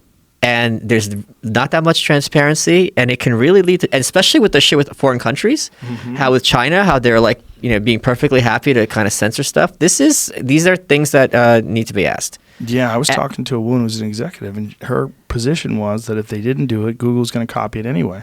So might as well just let Google censor. And this way, Google won't invent their own Google. Sure. And just copy all the code and steal the code of Google. And that's a fair response. But these are things that people, I think, should think more about. Yeah. Well, especially with something like China, where the government and the industry are all tied in. Right. Together. This is why I was really weirded out by this Huawei thing today when it came to Google and Google. Because you want to say, well, if Google's doing this, clearly there must be a real reason for it. But then you know about the Google memo and James Damore, and you're like, oh, yeah. What? Oh, yeah. Because when you've done that, I got to go, okay. The guy just provided scientific information, didn't say anything sexist. He was just talking about the facts of studies. Right. And you fired him for what you called, like, what was it, reinforcing sexist stereotypes? Right. And it wasn't the case at all. That's not what he did. But so many people were complaining about his report on the data that they were asking about. Well, also saying that he doesn't know math and statistics when that was his. Does he have an MIT degree? Yeah. Well, he's a coder. Yeah. So it's what happens is when you have this fundamentalist faith, you start with the conclusion and you reason your way backward. And if you're contradicting my conclusion, you're not only wrong, you're a liar and a sinner and have to be driven from the face of the earth. Well, that's why I would ordinarily defer to them. I'm like, wow, this must be pretty serious if Google is looking to take Gmail off of the new Huawei phones and not update the operating system. But then I go, well, no, that's not necessarily what's going on at all. Yeah. I don't know. We don't know what's going on. And we might never know. That is a problem when you do one thing like that. Like, there's giant consequences for what they probably thought was a PR disaster. Probably have to get rid of this James Damore guy. Let's just do it. We'll justify it. And I think the culture of the company probably supported it. It's probably very leftist. It demanded it. It didn't support it. It demanded it, was my understanding. The company, yeah. Even though it does logically. And the rest, that was really interesting, too, to see outside of the bubble, where the rest of the world, the people who actually read his memo and looked at it, were like, okay, what is wrong with what he's saying? He's not saying anything bad about women. Right. He's in fact, he had a page and a half talking about strategies to get women more interested in tech. He was just relaying the information as it stands in terms of the studies that have been done that show what women tend to gravitate towards, what men tend to gravitate towards. These aren't sexist studies. These are studies where they're just trying to figure out, why do more women go into healthcare? Is it opportunity? Is it desire? Like, is it just natural? Cultural? Is it cultural? Yeah, I mean, sure. There's a lot of things. And so data is not sexist. This guy was just talking about data. And then when you looked at his own ideas, those weren't sexist either. He was just talking about strategies that you could get women to get. This is where I disagree with you. They will say data is sexist because it has conclusions that contradict what they, air quotes, know to be true. So therefore, if the data contradicts this, the data is sexist. That's so crazy that's the left. The left used to be science-driven, and they were the logical ones. No, the left has, this is one of the big myths, and I talk about this in the book. They have, from Woodrow Wilson on, have this evangelical fundamentalist faith, a segment of the left. There's many people on the left who are very science-driven, who are like, look, these are the facts, let's work it out. But there's a big segment of them, which are very prevalent, where they're basically like jihadis. And you have this on the right as well, where it's just like, these are my conclusions, and we're going to force everyone to fit said conclusions. So you think that even like when you go back to what was that fucking? There was the terrorist organization that Obama's professor was involved in. Oh, the Weathermen. The Weathermen. Yeah. Like that, you go back to that, similar, almost like an educated version of Antifa. I'm going back to Woodrow Wilson. Yeah, but I mean, if you went back to that, it's real similar to what we're experiencing. Oh, absolutely. Today. Yeah. And there's a book called Days of Rage. And it talks about how in the early 70s, there were bombs going off, I think, every week in America. And they weren't trying to kill people. It was political. They'd call in the bomb threat and be like, look, we're going to set up a bomb. But the point is there were other Symbionese Liberation Army that had Patty Hearst. A few of them. The Weather Underground. They really, this was their thing. And they blew up a townhouse in New York City, killed a bunch of people. And now they're walking around and they're fine. It's a fascinating, and it's all been swept under the rug. Like people always think that no matter what's happening now, is like in regards to like these like neo-Nazi types and like the alt-right. Oh, this is the worst time ever. It's like the Klan used to be like a major part of both political parties. Like, what are you talking about? Things used to be Woodrow Wilson is playing Birth of a Nation at the White House. Things were really, really dark before, but people don't have the historical context. No, it's easy to not know what happened before, but just to think about what's going on now and where you want things to go. Yeah, so therefore it's really, really bad, and therefore it must be the worst. Right. Yeah. There's a better way to live for sure, but I think we went into real problems when you start telling people what they can and can't do. Yeah. No matter what it is. And you tell people that what they can and can't do, you sort of reinforce. I think one of the things that's going on now in terms of like these abortion rulings. Oh gosh, yeah. Yeah, which are very sketchy, Yes. very scary. And the Alabama one, which essentially just outlaws abortion. Right. They're making it where your punishment for abortion is far greater punishment than the punishment for raping someone and causing them to get an abortion. So, Well, they don't punish the woman. I think they punish the doctor. The law punishes the doctor. is that what it is? Yeah. Yeah. The doctor gets 99 years or something like that. That's right. It's the doctor who's being charged, not the woman. And the question the is, difference between Georgia and Alabama. maybe you're right, but the question is, why do you want this? If you regard this mother as a potential murderer, do you really want her raising that kid? Right. Force her to. Gun to Yeah. her head. 99 years in jail. Oh, yeah. The other thing is that I am very torn on this issue, abortion. On Twitter, it's such a cesspool of people who don't understand each other. One group saying, oh, it's all about you want to control women's body. And the other being like, oh, you want to murder babies. No, Right. they don't want to murder babies. And they don't care about the woman. They care about what they perceive to be the infant. So I try to talk to both, and it's just noise. Yeah, these are rigid ideologies. And they're not persuasive. If you tell someone who is pro-choice, who would otherwise be amenable to your point of view, well, you just want to murder kids. It's like, well, I don't, so there's nothing to talk anymore. Did you see that state representative that was walking around in front of a abortion clinic and was trying to get the names of these kids that were there that were... Oh, yeah. And he's still on Twitter. Yeah. No consequences. That's crazy. He was trying to dox kids. He was going to offering money, bribing them. Yeah. $100 to get the names of whoever these people are. It's insane. And then he gets to this one boy and he puts his boy's face on Twitter. He's like just some meek, shy Christian man. Right. This is a big guy. He's big and aggressive, and he's getting in people's face with the camera. Right. And then he's putting them online, and he's getting a lot of attention and fame for it. And it's crazy. And meanwhile, my buddy Mike, he has a parody account of AOC. He gets kicked off. That's crazy. Yeah. And it says parody.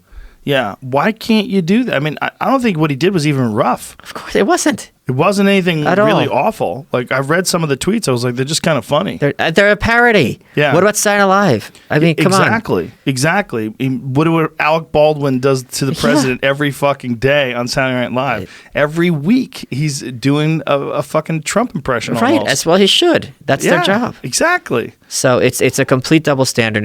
And the other thing I'll defend Jack in this regard, what we were talking about earlier, I'm sure the pressure he gets internally Oh my God. is off the charts. Off the charts. And he even said this explicitly. He goes, my whole company was yelling at me to kick off Alex. Yep. For a long time, and he refused to do it for a while. Yeah.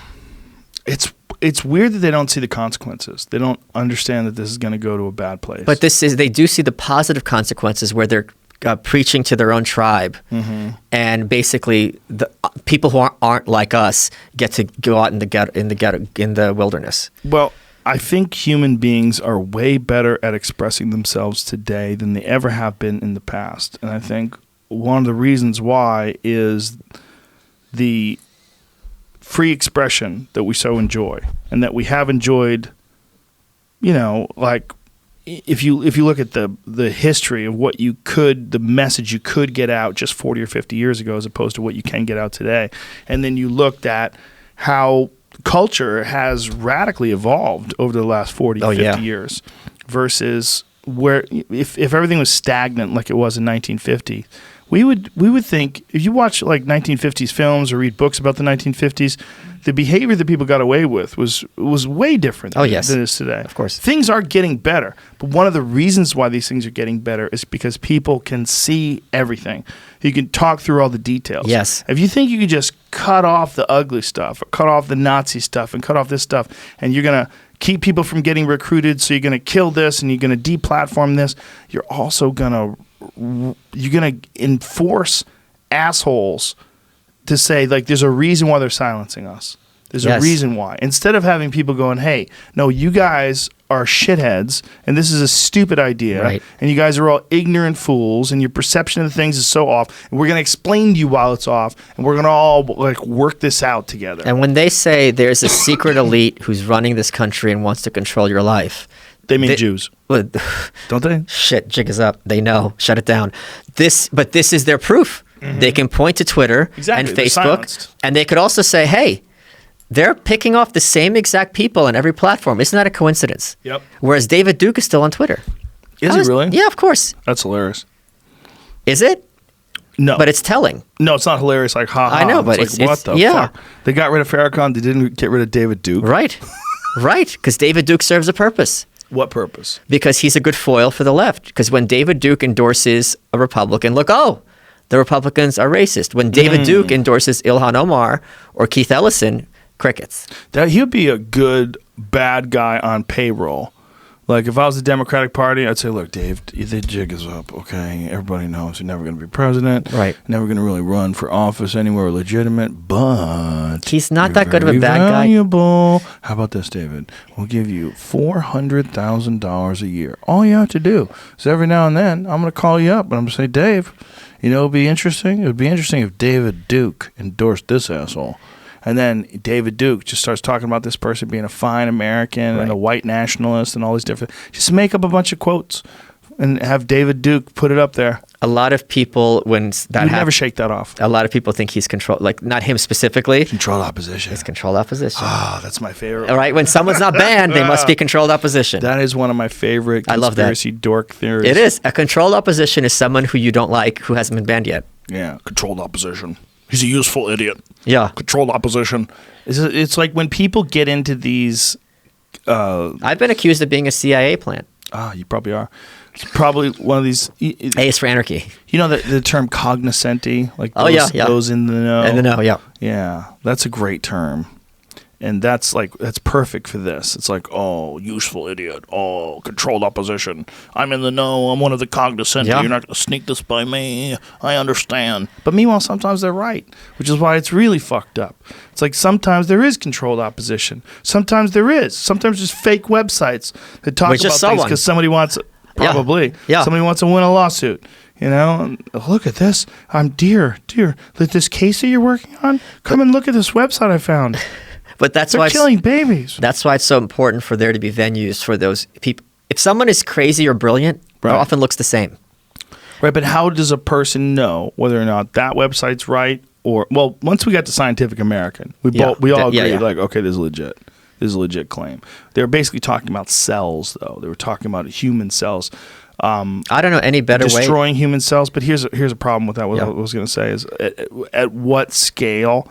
Because, by the way, they've shown that certain elements in plants in a laboratory environment will destroy cells.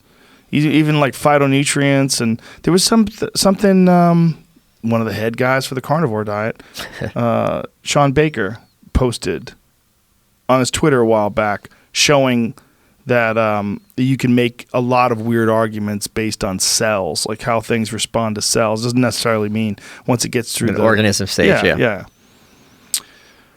The only way, in my view, and I'm not an expert on this, is discourse and having a platform where people can argue at each other. And you could stand by and watch and see things through. Otherwise, if you're silencing, it's very, as we talked before, and I think any right-minded person would agree, it's a very, very slippery slope. I agree. Did you see the Ben Shapiro meltdown on BBC? I did. Yeah. I did. Yeah. That's a good example. That's a good example. Look, he didn't handle it well. He knows he didn't handle it well, and I like Ben. But I like him a lot. I think he's a really nice guy. I like talking to him. I don't agree with him on many things, but I really like him. He's a really good guy, and I think he's a very smart guy. And I think he's smart enough to admit that he fucked up. He did. He went on Twitter Instantly. and here's the thing. I did a meme making fun of him. It's on my Insta, and people are white knighting for him, and I'm like, he owned that he played it wrong. He fucked up. Yeah, and he's like, yeah, I got, and that's to his credit. Yeah, and it highlights to me more so than anything the problem with two things. One, doing a remote show. Sure. Where you're in Los Angeles, they're in the UK. Sure. Where, he was talking to him like he wasn't there. The British guy was. Because he wasn't really there. Right. And then the other part is that short time format. You don't have enough time. You don't have enough time to have a conversation and just talk. But Ben knows this. Ben is a pro. And he knows what the BBC is too. But he's also a pro at doing those things. Yes. You just shout talking points at each other and talk over. And Ben talks super fast because when he talks super fast, it's really hard to keep up with him. And he sounds smarter than you. Like he's very smart and articulate, and he talks fast. So it's like, woo, it's hard to handle. He rose to prominence when he was on Piers Morgan. Yes. Talking about guns. Owned and them. if you thought that BBC interview was rude, Piers at one point just goes, "You're a real stupid man, aren't you?" Like, that's your line? Wow. And Ben didn't storm off. He was just like, "No, I just think when a government becomes usurpacious, that it's very important for the citizens to have, Yeah. And he handled That's a good impression. Thank you. Well, we go to the same shul. He handled it amazingly. So for him, as he admitted, for him to lose his shit and also to be like, I'm popular and I've never heard of you. That's just because you never heard of someone, and I'm sure he would admit this, is of no relevance to their the validity of what they're doing. Yeah, that's why I was shocked when I went to JoJo Siwa last night and it was sold out. I don't know what the fuck JoJo. I literally didn't know who she was until a week ago. A lot of people know her. I'm the probably more so than Ben Shapiro. I'm the second most famous Joe here. What the fuck happened?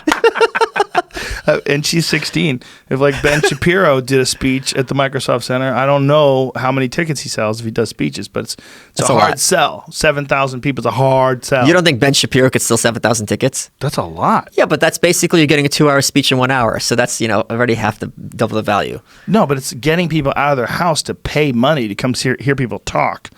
Like most of these, like when these guys are doing these talks, unless it's Jordan can kind of do a football stadium right now. But a lot of these guys are doing like 2,000 seaters. Okay. Like this is 7,000. This is a big jump. Okay, 2 to 7 people. I bet you he could fill it. Maybe. Yeah. Maybe. It's possible. I don't know. I don't know if he's doing live ones like that. There's a lot of people doing live shows now. It's very interesting because they're doing very old-timey too. Very old-timey. Yeah. But it's cool to see people that are interested in intellectual like Sam Harris has some fantastic one. And I like some of Sam's live ones too because he's funny in them. Yeah. Which he gets a chance to actually work to the crowd. Yeah. I was talking to him about it. I'm like, you have good timing. Yeah, You're like a comic.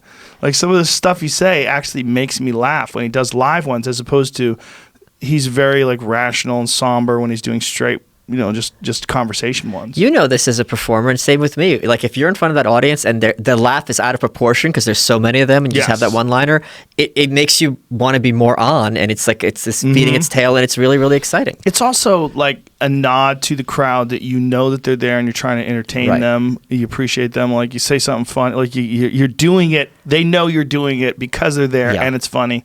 And when it's improv, it's much more intimate. When you have that one-liner that you knew wasn't part of his set speech, it's great. So they're doing theirs their way, where it's just conversations, and it's interesting because they're getting these giant crowds, and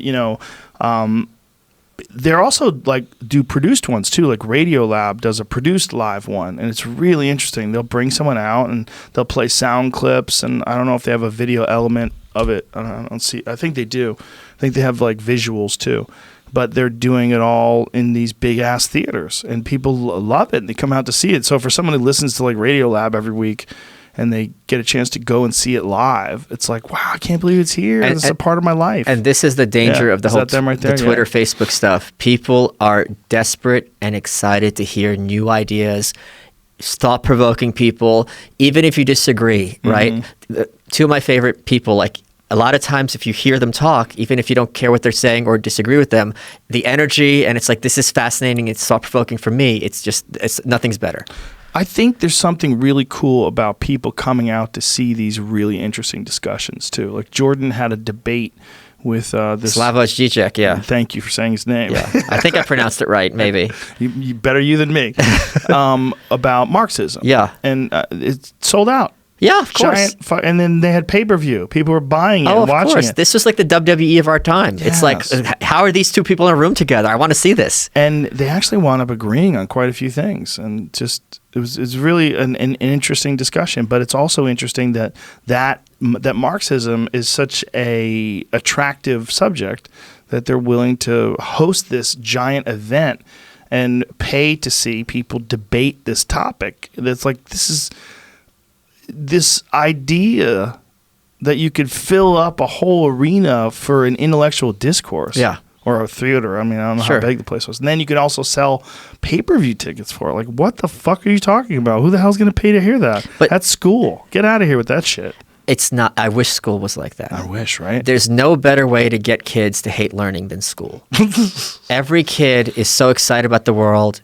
You know, wants to go to the museum. Not every kid, a lot. Read books. Then you go to school and that all goes away. So and true. you're a factory worker. So anything that reinvigorates, your show does this too, reinvigorates your love of learning and how much there's so much interesting, crazy shit out there.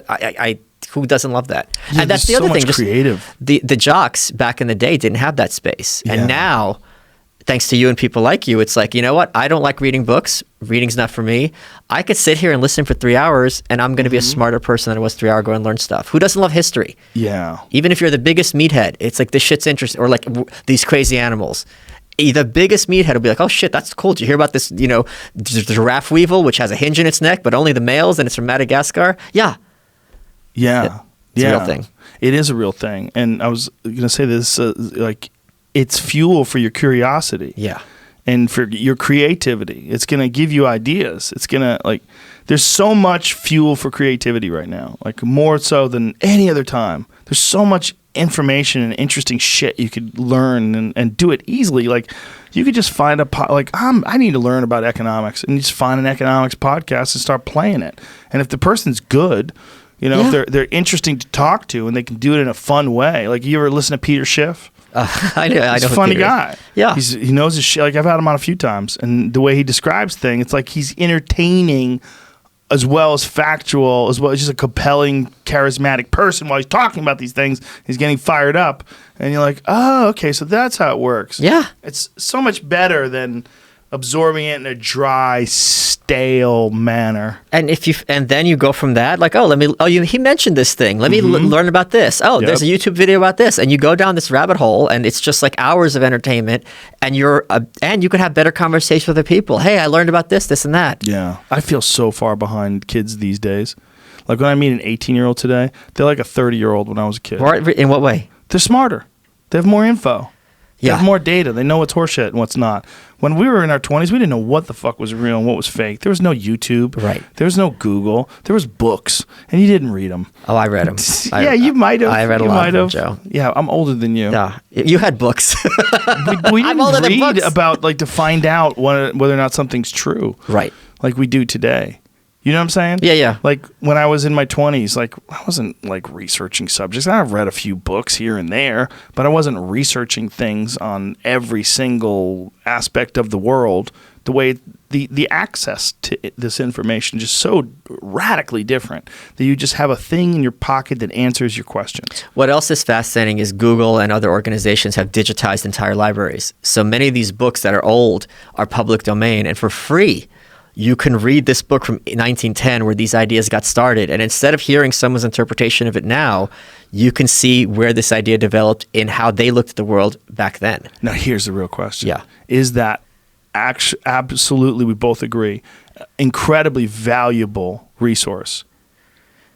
Is that worth giving up the data? Like, maybe we should just accept the fact that they gave us something that changed the world. So of course they got super rich. Hey, Mark Zuckerberg, I know what you did. It's okay. It's okay. You take that data. You take it, bitch. Yeah, you like that shit. You become Yeah, the richest person in the world. You deserve it. You shouldn't just give it away for free.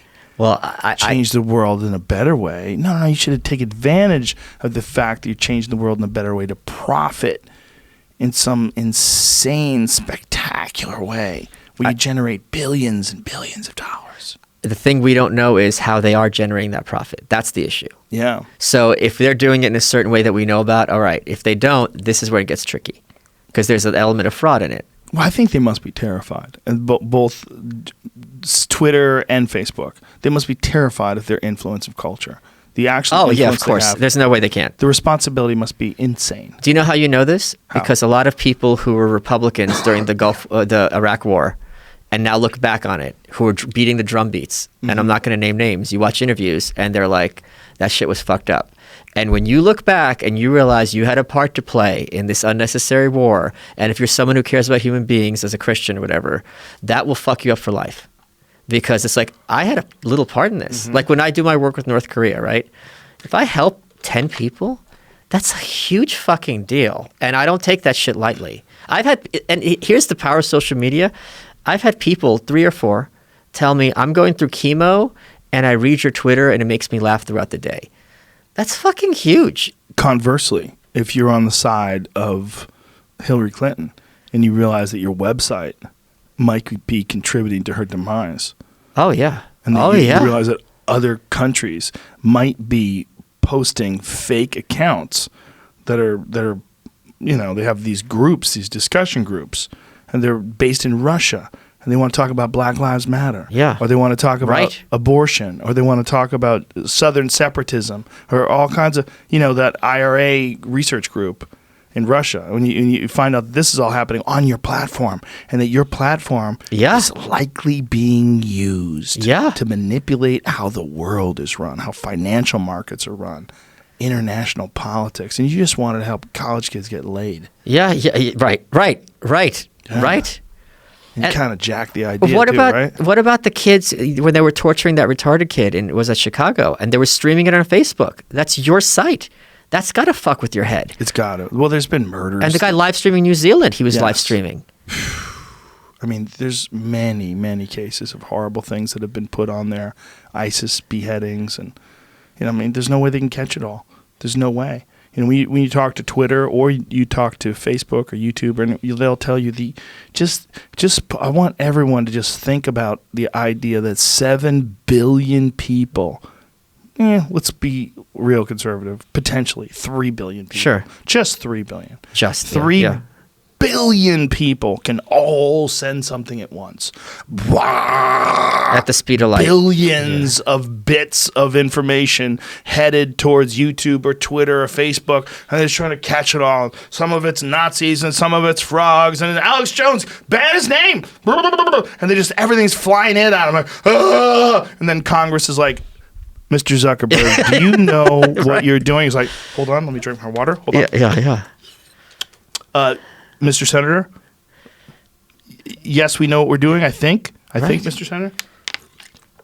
No, there's no. As if that senator knows what he's doing also. He's not a monk, Right. He's not some scholar. He's not a genius. He's not enlightened. He's a guy. He's not a stupid guy. He's a smart guy, but he's just a person, just Right. a human, and has an insane connection. He's the CEO of one of the biggest groups on the planet where people exchange conversation and Which still information. hasn't verified me on Instagram, by the way. But it Why not? Because they're How many- Nazis. How many followers you got? Only 7,000. That's all you got? That's my weakest one. Bro, Yeah. catch the fuck up. But it's also like Lucille Ball when she's working at the chocolate factory, right? I don't The remember that chocolates are episode. coming out, and then they go faster and faster. Oh, yeah. there's a certain point where you're not going to be able to process this much information and scan it. And any filter, and any filter by its nature, any coder will tell you, is going to be imperfect, and it's going to weed out people it doesn't want to weed out, and leave people in that you don't want to leave in. Like any filter is only as good as its creator.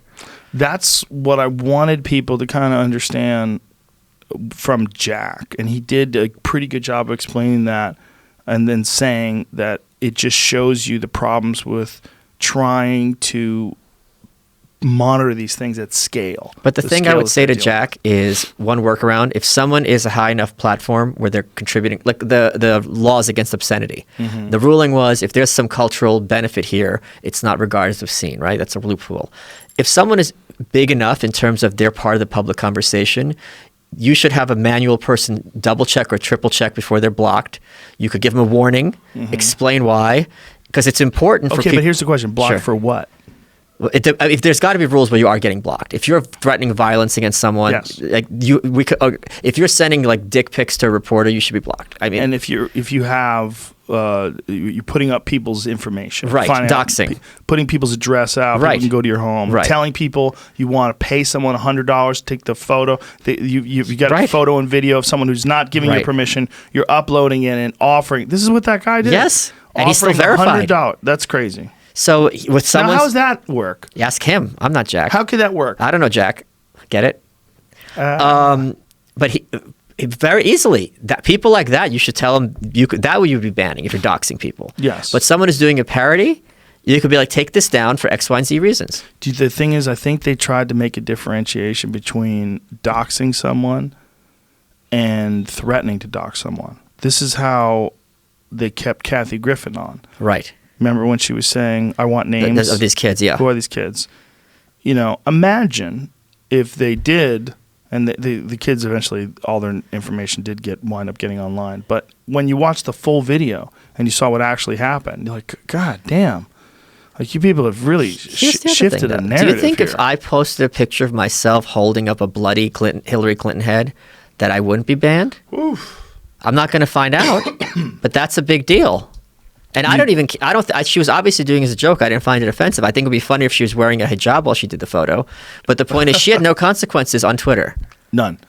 I think you would be banned. Yeah. I'm almost positive you'd be banned. For whatever reason, it's more disturbing to see a guy hold a woman's head. Sure, that's true. Than to see. But even if it was Obama. The idea is that like Kathy Griffin probably wouldn't be able to cut Trump's head off. Like, he'd kick her ass. He's a big dude. If she came at him with a knife, I mean, she'd have to shoot him and then cut his head off, which I guess she could do. It's not as likely. No, she's got to use the palms. Oh, the palm to the nose. The palm to the nose. The nose bone in the brain. How would you do that? I'm just trying to run the numbers in my head. There's 126 million daily users on Twitter. How many people should they hire? Remember when we were asking him? Yeah, no, that's that's going back over my head. Like how that queue, if someone could get through 100 a day, if they could get through 100 a day, that's spending 5 minutes on each of them. That's 500 minutes. That's more than it's like an manually. impossible task. There's no way you're going to do it. And I think it's smart. To use machine. The reporting system is smart. Yes. Like you're relying on the users to report things that are an issue. That's smart. But it falls victim to trolling because then someone can just decide to attack Jamie Vernon. Don't do it. God, trolls are the worst. Yeah, those fuck. Oh, that's you. Oh my goodness. No, that's the bad kind of trolling. That's just being an asshole. Dude, we already did 3 hours. Oh. How is that possible? I'm just adorable and charming. I guess that's something happened. I'll go with that. As good an answer as any. Your book is called The New Right. We barely talked about it. That's more stuff for people to read. Yeah. A journey to the... How's the first 12 pages? Inside joke. A journey to the fringe of American politics. Michael Malice. And thank you, brother. I appreciate it, man. Always a pleasure, Joe. Thank you. Bye, everybody. That was a lot of fun.